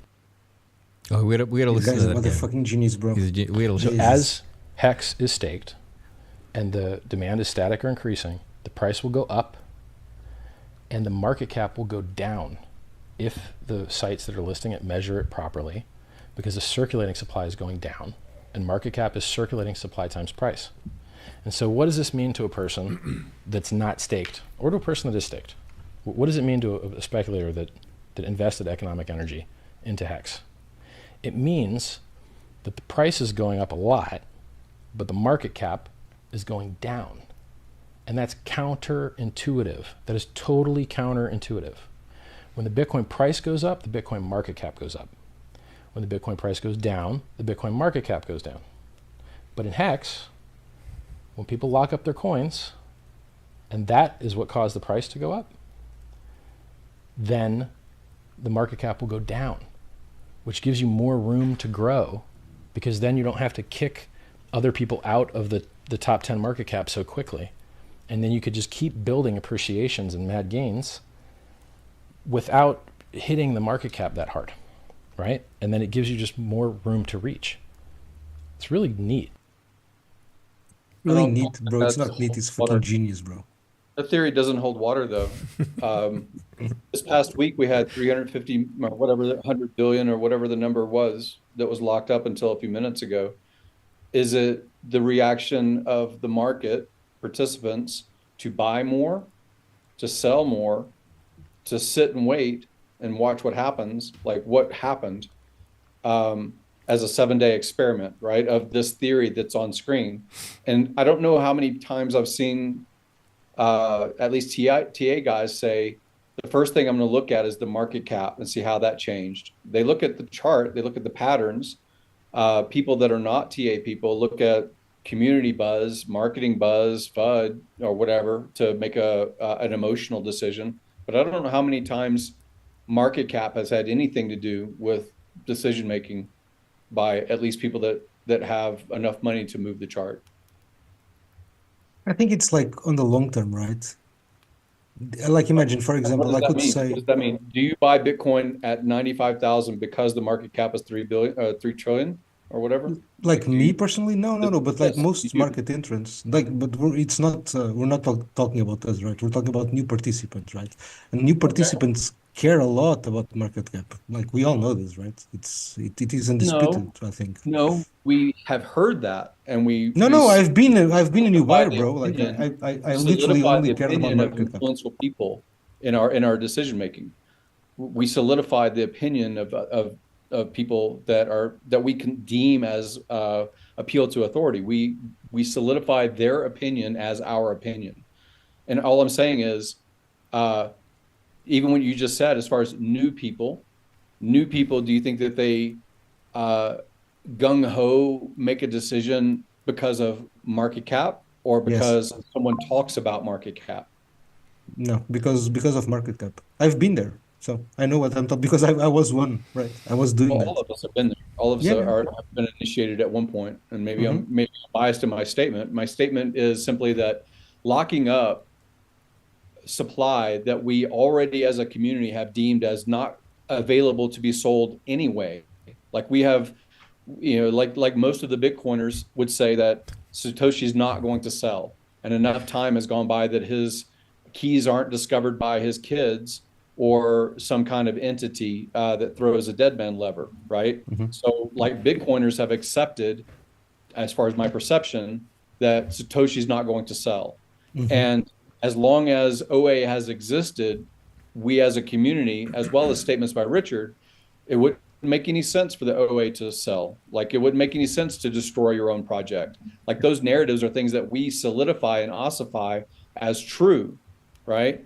And yes, we had an experiment with the big payday as an example to say staking not selling doesn't mean not staking.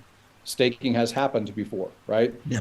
But like, do you think that affected when you already deem that 95% of the supply is not going to be sold because of a benevolent decision by a protocol founder, or 95% is not going to be sold because it's locked up in a protocol? Like it's the same thing. It doesn't change the demand or the supply because it was already perceived by the participants as not available to be sold supply anyway. It doesn't make a difference. I don't agree with that. I don't think that the participants think that. And I know that also for a fact because, I was lucky to work in crypto for the past, I don't know how many years. So I met tons of people outside of HEX, right? In crypto, outside of HEX. And like, the main reason why most didn't want to buy HEX, and like, this was literally the reason was because it's too high market cap. That was the reason they gave me. It was not even the reason Richard is a scammer, or it was too high market cap, but not enough gains. So I like, this is the only reason why I agree so much with this statement from Richard, is because I experienced that myself. So this was my experience. I could be wrong, right? But this was literally my experience. People telling me this. So I was like, okay, like that's why it resonates so much like with me. We're gonna agreeing to disagree, because I was here in 2017 when I started my crypto journey, and I was here when Bitcoin was $1,000. And still back then, the same statement of it's too high was being made by people that weren't our age. The market cap is too high. Go into alts. It's a small gem. Let's discover, the next top 5 gems so that you can make your quick entry and exit of 10 grand. So I saw the same thing that a lot of people have seen, and still it went from 1,000 to 95,000 or 100,000. So market cap, I don't think makes that much. And again, if you have 0 experience, 1 year experience, 5-year experience, several cycle experience, of course, you're going to have different opinion based on what's the real use case of a utility? What's the real use case of a founder never dumping? What's the real use case of these things? And real, again, is what you ossify in your brain. If you ossify in your brain that the Satoshi is never going to sell, sure, you remove that in your brain, even though the risk is still there. You just remove it.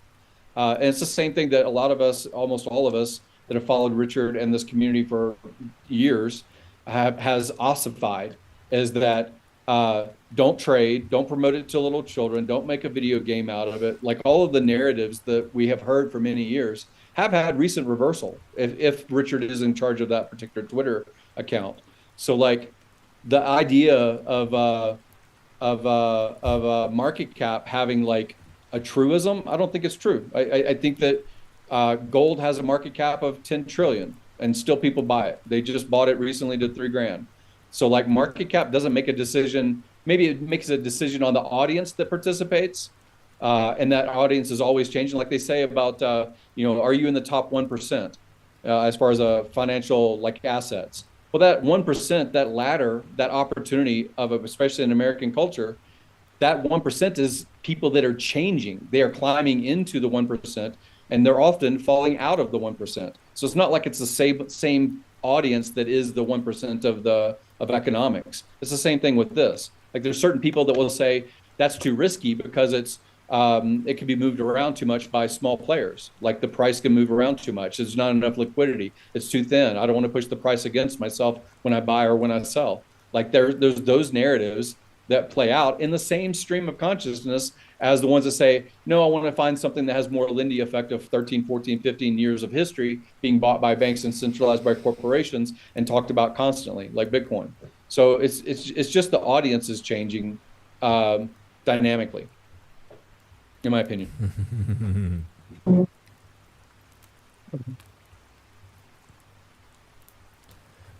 Those are very good points. Yeah, I think it's like misconceptions of a retail investor. They focus too much on the market cap, where the real network is, the number of users.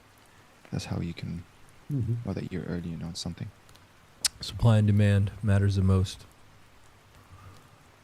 Yeah, and I've actually seen a tweet where if you take away out of the circulating supply and the staked hex, I think pHEX is actually at 300 or 400 million market cap. Like that's crazy compared to the number that we think it is. It could be even less. Yeah. Even less. Wow. It could be even half that actually. Yeah, but that's why I think it's so important, right? That's why I think Richard is so right on this, because like whoever is watching now, right, and whoever like clicks on the hex, ticker, right, and goes to the hex screener, they see the fucking market cap, and they don't see 3 billion or whatever. They see 500 million, 400, 300, and this is like so different. It's like, at least to me, it's obvious, right? But like it's fine. I respect who thinks differently, but I mean, yeah, I think. I think people will think it's like, oh, it's not that high, right? Because it's different, right? Yeah, I think. Yeah. Crypto already said he's right. I say this to a lot of people, that newer projects doesn't necessarily mean more gains, but unfortunately, a lot of people fall for that shiny new object syndrome, where like they feel like, oh, it's a lower market cap, I'm gonna make more gains, but hey, you're trading it with way higher risk. We know about. Hex, it's a proven concept. We now have another pHEX on a new chart on a Cycle 1 blockchain. What else are you asking for? Exactly. I'm feeling FOMO right now. I need to buy more. Bro, stop it. You're going to make me buy. Chat, you guys are amazing, gentlemen. This has been absolutely incredible. Did we lose Gary? We lost Gary. Shit. Did it drop? He's back. He went to buy Hex. Oh. He went to buy Hex. He's back. That was so quick. I had to get my dinner. Okay. Oh, there he is. How you doing? Enjoy it. Here. Yeah, and chat, I apologize we didn't get to so many coins and charts as much as we're used to, but this was like one of the heaviest streams we've done for sure. There were so many points of contention with these encapsulated HEX stakes. My God, that was heavy, man. That's some heavy. Go down the rabbit hole. I think this discussion is only beginning, right? This is just I swear it is. I swear it is. But it'll have to be continued elsewhere until you guys suss it out more. Until there's more clarity. And once there's a little more clarity, we can bring it back on the show. Because it's pretty heavy, man. But it's good stuff, man. It's good stuff. Yeah, but it was a great stream. I'm a little bit sad that I got blocked by Decentralized and Iron, just because I was a little bit aggressive. But well, you kind of pick fights, bro. I do pick fights. I admit. Yeah, I don't know why you do that. What's that going to accomplish? It doesn't accomplish anything. Right? I mean, I like to pick fights. It's like, but it's in a good spirit, right? I don't want to, If you pick a fight, you never learn what their math is, so to speak, right? What their thought process is. Mm-hmm. You never learn their thought process. No, I did. I did look into the thought process. I just disagreed with her. I was like, no, this is just. No. You just put the pedal to the floor on your disagreement, huh? No, but look, I was honest, man. I looked at into all the stuff that they've been saying, and I was like this is wrong, this is wrong, this is wrong, this is wrong. I mean, this is a track record. I wasn't even I was just looking, right? Yeah. And I honestly, man, I really support Decentralized, bro. I don't give a shit if he blocked me or not. Like, he's awesome and awesome in the sense that he's building something amazing, right? And I really support that. Yeah, look, him and 9 Iron have done a tremendous amount of work to get the name. If you ask people in general what brought them to PulseChain, most say pDAI. They heard of pDAI or something, right? And him and 9 Iron were 9 Iron were so pivotal in making that word happen. Getting that word out and screaming about it, and actively with the maker vaults and all that. Yeah. I agree with you. But it's like, I'm not one of those people that just because you're doing good stuff, I'm not gonna point the finger, right? No, I understand. You want to check their math too, and I want you guys to check their math. Yeah, I want all you devs to look at it and break it open. And I'm the Warthog, bro. Yeah, it has been my nickname since forever. Yeah, so and that's something I had a talk with. We talked to Decentralized Me before we did the conversations on stream, and I was like, look, we're gonna break it down. Everyone's gonna open everything up completely, right? But that was a good thing, and we had talked about that before we got into it, because we knew we were about to open up a can of worms, but it was a good thing, because you want everybody to look underneath everything to see if anything was missed. That's all good stuff. But yeah, I agree. But you definitely can't. You just tend to come out fully loaded, guns blazing. But because of the attention game, bro. Because if I'm nice, nobody pays attention, right? If I'm aggressive, everybody pays attention. That's true. Right? Yeah. No, that's true. It's how it works. That's the skill on X, right? Exactly. Wait, is this referring to the tweet that you made? Yeah, exactly. Blocked by both immediately. But it's fine, it's fine. But because look, if we're having a discussion here, we'd speak differently, right? That's the point, right? It's yeah. I hope one day. One day, yeah. But I don't know. You guys have anything to say before we wrap? It was some deep discussions today. X to the fucking moon, bro. Bye, Cardano. Oh, fuck. The real Wait, Cardano. which one? The one on PulseChain? Of course. The other one is a scam.